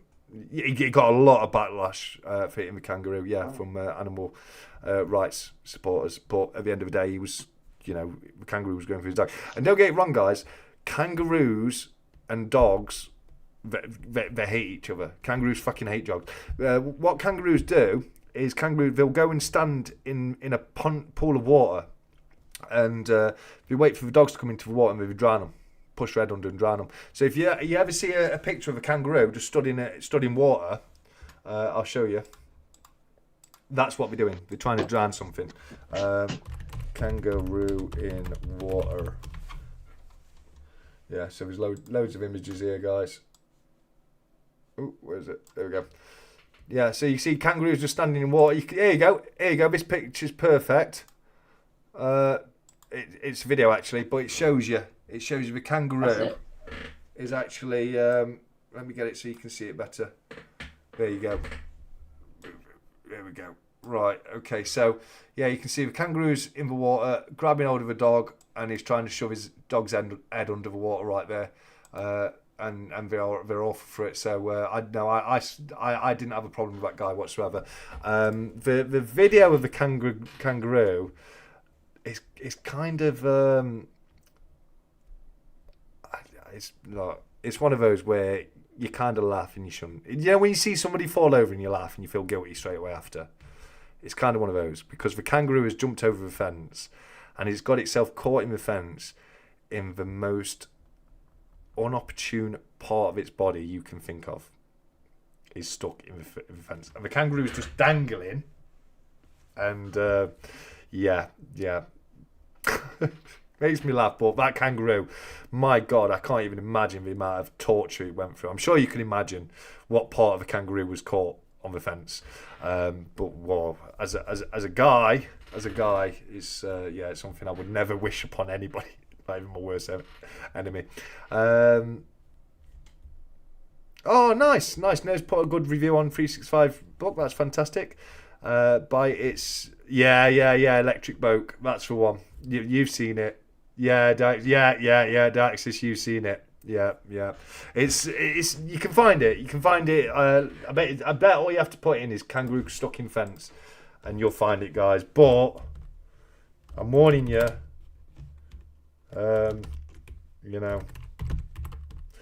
Discretion and all that caught in fence. Yeah, it's literally, if you put kangaroo caught in fence, it's literally the first thing that comes up in Google, guys. But viewer discretion is advised.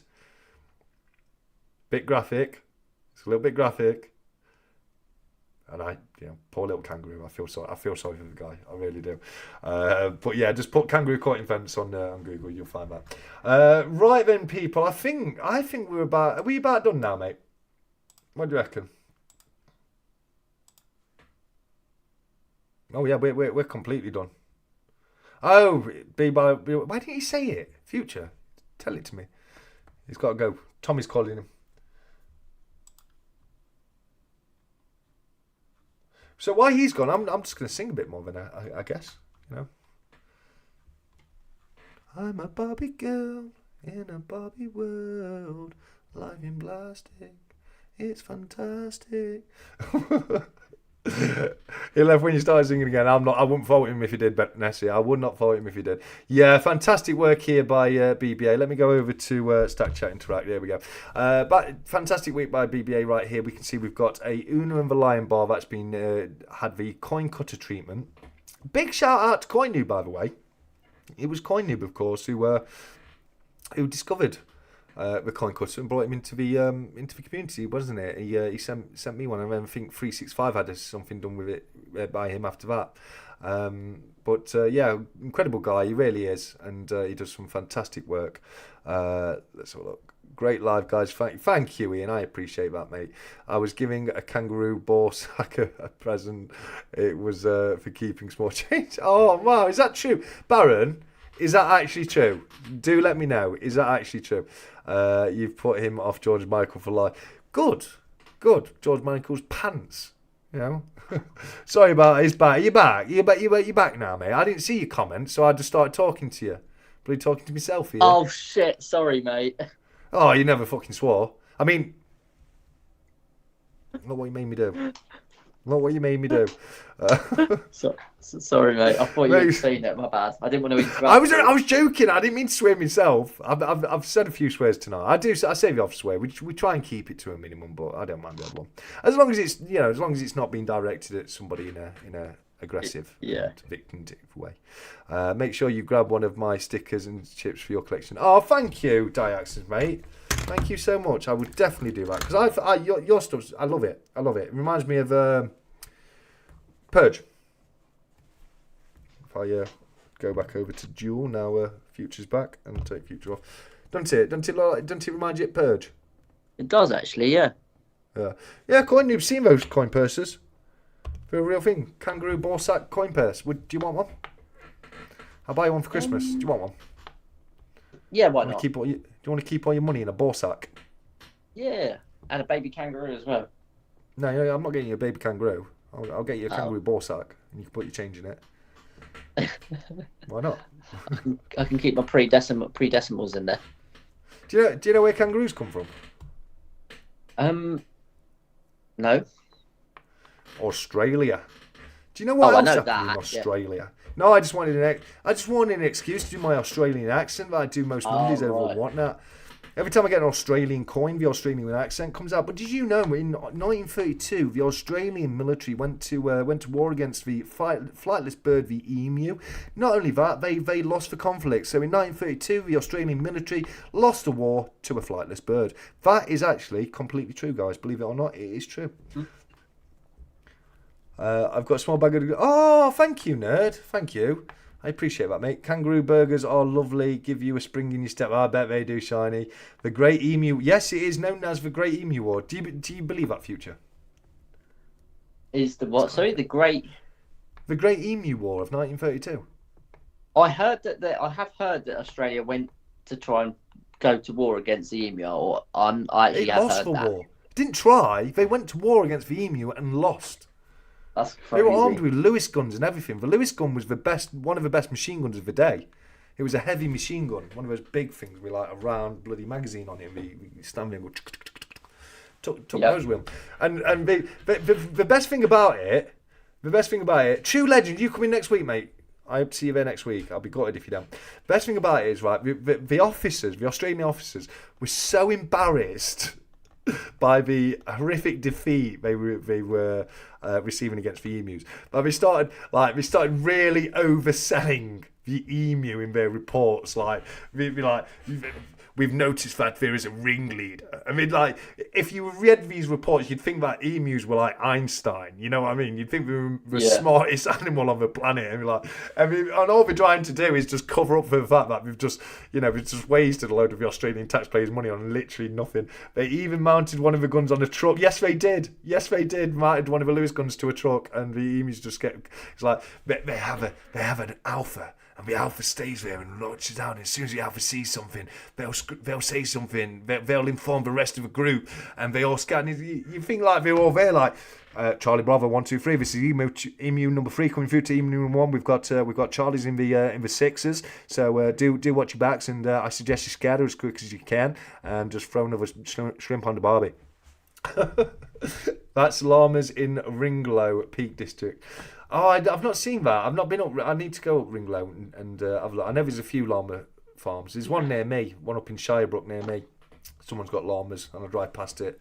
And every time I'm like, oh wow, oh that's really Nearly getting into a crash. I'm like, oh look at the llamas. Right, okay, let's give 10 more groin coins away before we end, then. Let's do that.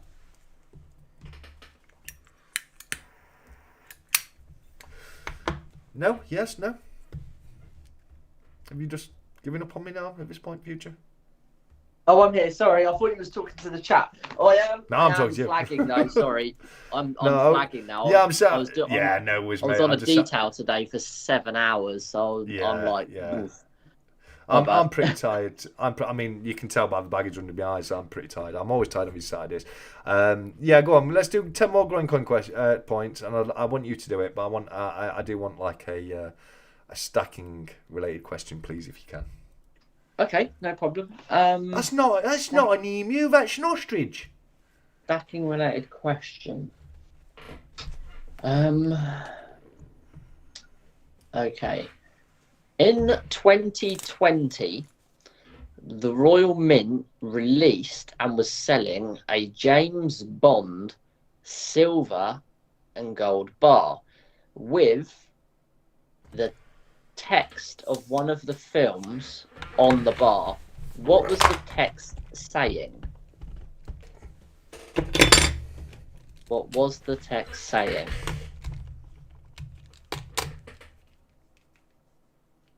Do you know it, TSC? Well, I'm reading it. Yeah, there you go. Yeah, okay.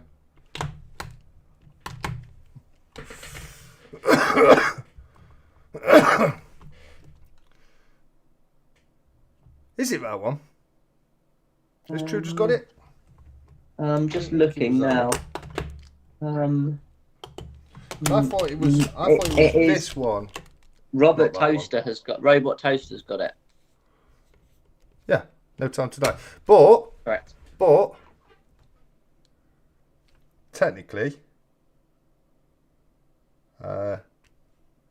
True Legends is right.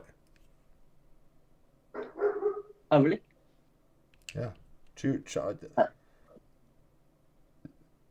No, True Legends isn't wrong though, is he? There was that one as well, yeah. No Time to Die. Right? It's got the name of every single Bond film in the background. It's got the name of every one, brother. Yeah, true. So technically, True Legends was right. Because it does say Diamonds Are Forever on it. It also says No Time to Die. It also says Spectre. It also says Thunderball. It also says Dr. No. It also says Goldfinger, Man from Russia. So I think I'm obligated to give 10 points to True Legends. What do you think? Yeah, fair. I think I am. I'm going to give 10 points to where was it? Where's Groin Coin leaderboard? There we go. 10 points to True because he weren't wrong. But obviously, I am going to give 10 points to Robot as well, because that was the answer you were looking for, wasn't it? And that's the way I play it around here. If somebody gives an answer that is technically right, they do get points, but the person who gets the answer you're looking for gets points as well. Nice. I said Moonraker earlier. Do I get 20? Only if you no, because you said that like hours earlier. So get out of here, you. Right, and I've got a huge video coming soon with all my pickups. You know, you won't believe how much I've got to go through. Got some fantastic bits. I keep telling people I'm going to do it, and I had a chance to do it yet. But I got a video out this week. Are you impressed, guys? I got a video out and everything. When did they drop the Diamonds Are Forever bar then? Well, that was 2020. Oh no, Diamonds Are Forever was that? When was that? It was 21, 22, something like that. Yeah, just it was after the No Time to Die bars. Yeah. So it was 21, 22, something like that. Yeah, I've got both of them. I've got Diamonds Are Forever and No Time to Die. I like them. I think they're all right. Did you not get my answer? I projected it telepathically, says Ian Atterbury. Unfortunately not, mate, because you know what? The kind of monster didn't turn up through the post, did it? But if it added on, maybe I would have. Maybe. Look at you corporate shill trying to get monsters out of everyone. I need some groin coin. Well, Punk needs some groin coin. I don't know how to help you with that, Punk. What can we give Punk groin coin for? Can you think of anything? I can't. No. No. Said Live and Let Die. Stack Collector. I said Live and Let Die. Oh God, I don't know. Wolves back in Scotland. Oh, that'd be cool, wouldn't it? Wolves back in Scotland. That would be cool. Unfortunately, 𝗁𝗏𝗏, you didn't. It was 𝗕𝗂𝗀𝗀𝗀𝗀 tonight who won the coin race, duck race.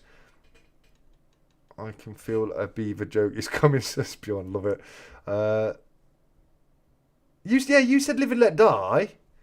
You did say live and let die, but I can't give points to everyone who named a James Bond fight. It's just that True Legends was first. That's why True got him, because he was first. I couldn't see anyone earlier than True, so let's have a look. Yeah, no. Yeah, so True said Diamonds Are Forever first. He actually said Diamonds Are Fire, but he meant Forever. And then Live and Let Die came through just after that on my screen, Nerd. It might, depending, it might show you first on your screen at home. But on mine it shows True, and I'm gonna go over to YouTube and double check that, guys. Oh, who watches Chit? Do you ever watch any of the Chit videos, Future? I haven't, mate. No. It's so funny. It's so funny. It's just this like mockumentary type thing. Okay. Your channel. Here we go. Let's have a look. I'll double check it what it shows on YouTube for Nerd. Let's have a look. Skyfall. Where are we?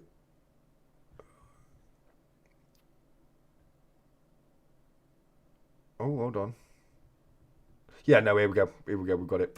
So, yeah, on YouTube, I've got Beyond 10, I Can Feel the Beaver Joke Is Coming, True Legends, Diamonds Are Fire, True Legends Forever, then Nerd, Live and Let Die.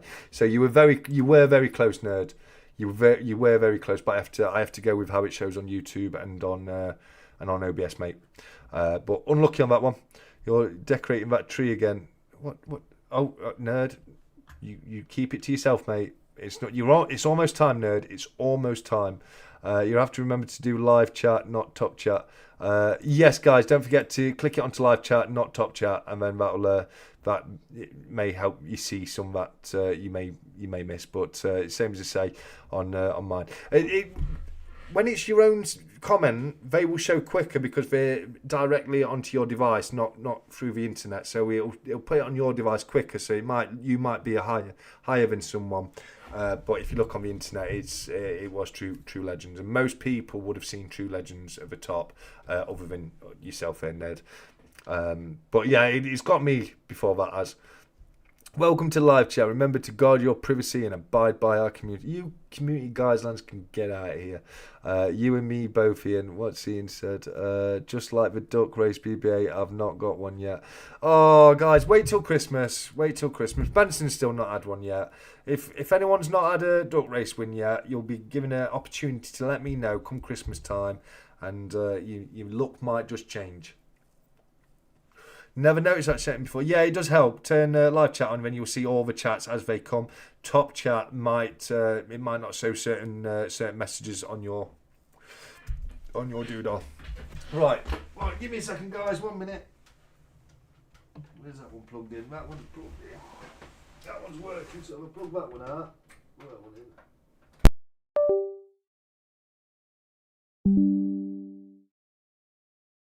Oh, where's TSC gone?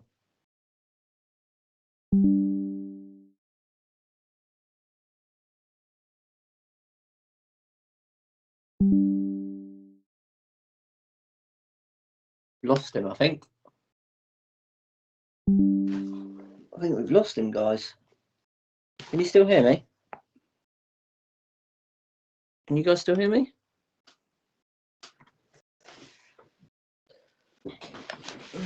He pulled the plug. Let me know if you can still hear me in the chat. Yeah, you can. All right. Well, it looks like it's now future stack chat. So yeah, I'm going to take the lead. I'm not sure what has happened to him. Maybe he's fallen down the stairs. Who knows? There's some flashing going on.